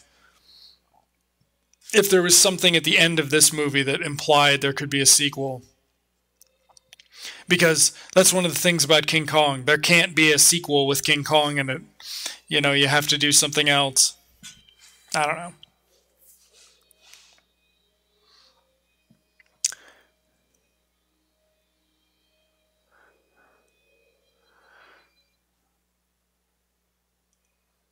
See how fast they made that cut? They did not want you paying too much attention to those special effects. See, that's the thing is, Kong's not about glorifying its special effects. It's about telling its story.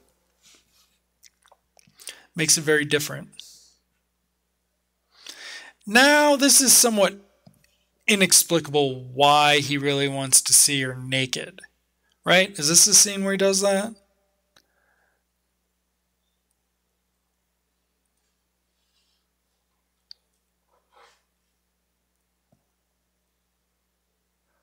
Is he going to eat her? What's he going to do?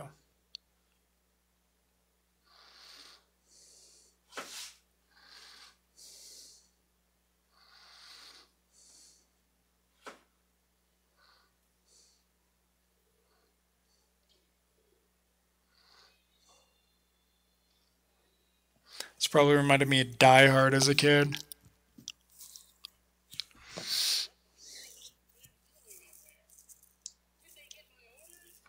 See? The army wasn't going to burn him. They chose to, those men did it. What were the orders? That's not important to the story. It's really weird. What are those men doing there? They are terrorizing Kong to get this big effect shot, which doesn't work. Any of the shots. None of the shots work.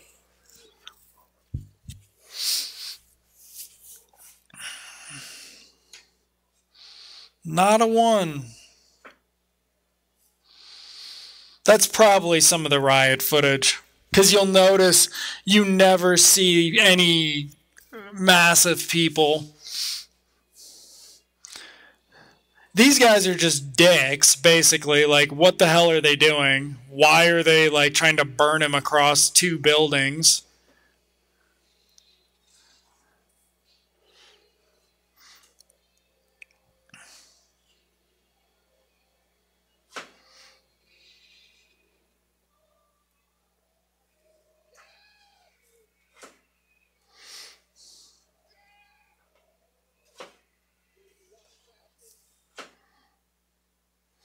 There's some line about now that now Kong's killed somebody, they'll never let him live.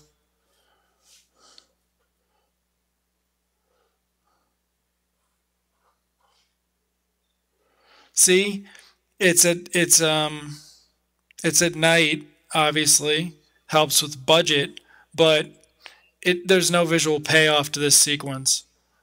They have no interest in actually being ambitious with the film and its special effects.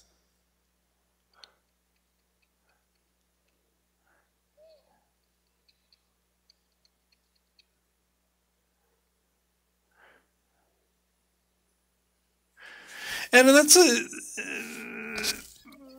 not a really clear distinction that the effect created by this being such a perfunctory, huge budget type thing, giant ape blockbuster attempt, that effect is a noticeable, significant one, but maybe not one that people are really all that aware of. And I mean, on those terms, it fails, of course, but that's judging it by the same terms. It's not telling it to be a remake of King Kong, it's telling it to be a remake of the artistic sensibilities and business sensibilities behind how the original King Kong was made, which is impossible to do.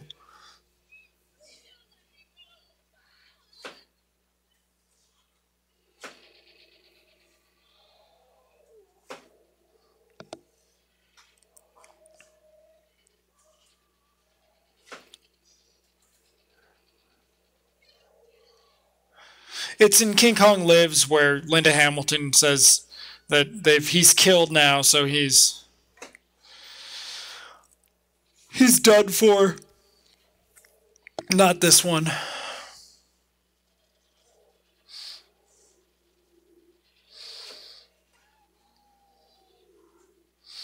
I mean, when you think about this, Jeff Bridges gets nothing to do in the end of this movie. Nothing.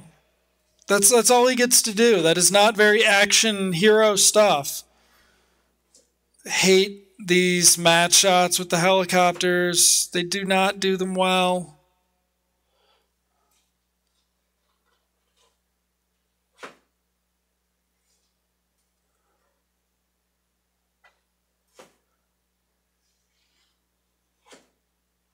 And he rolls off. And here I was waiting for that shot like in the original. The profile shot of the building. Kong falling. Instead, he rolls off. And when somebody rolls off of a ledge or a building in a movie, you always have to wonder why they had to roll off.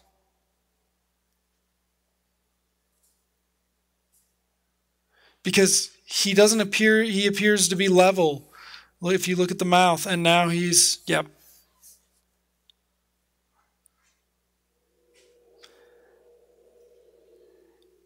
I mean, with everything wrong with the movie, I would have liked a single acknowledgement of his name from her.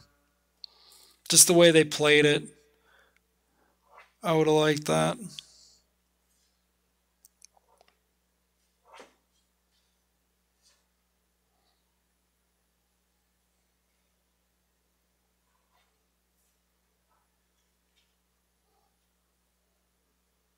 How'd she get down from the top of the building? Who brought her down? Have she and Jack seen each other? Where's the story? Oh, we're not going for a story. We're going for the most effective scene we possibly can in the shortest amount of time as possible. That's the thing about this version of Kong is it's really tight for what it is. It's not as long as the Towering Inferno. It's not 147. It's not 157. It's 130 it's 134 minutes. It's as fast as you can do it in the 70s sort of melodrama.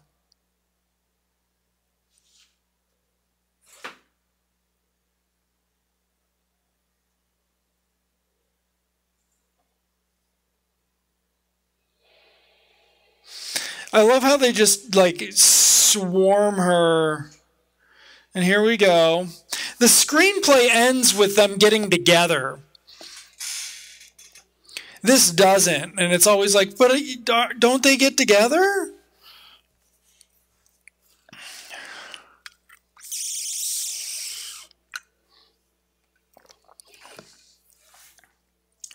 And look what stardom has cost them all.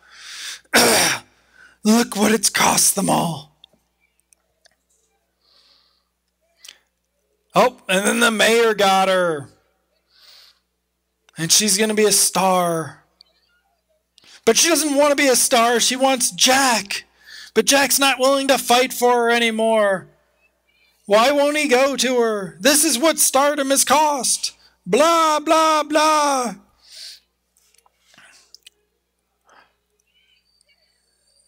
And then the Jacks on the soundtrack are just way too much.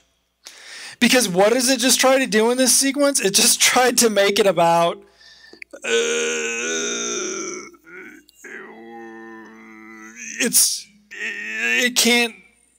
can't work like that. And it's like... Then you have this shot, which sort of saves it. Boom. The music starts. It calls back.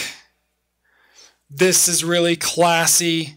This is very classy. Construction with special contributions by Rick Baker, who did more than anybody else. There we go. It's just, John Lone, told you. Just the way they do it is just so classy for the finish.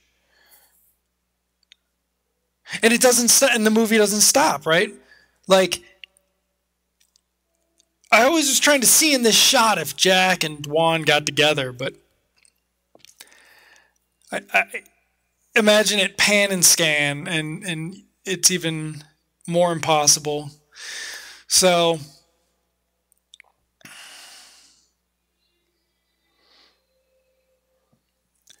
I don't know. It's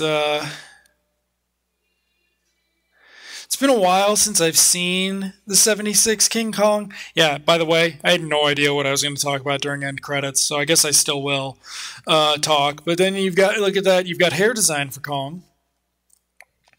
But I think I watched it on HD DVD, and I managed to get that working again, but I couldn't watch it for this because I don't know how the timing works, and I didn't want to really figure out how the timing worked. Look at that, Bulgari. Really quick credits. Have we even done a cast list? Yep, here we go. So cast of characters coming after your MPAA logo, which seems weird. So John Lone is the Chinese cook who you only ever see massaging, and that's it.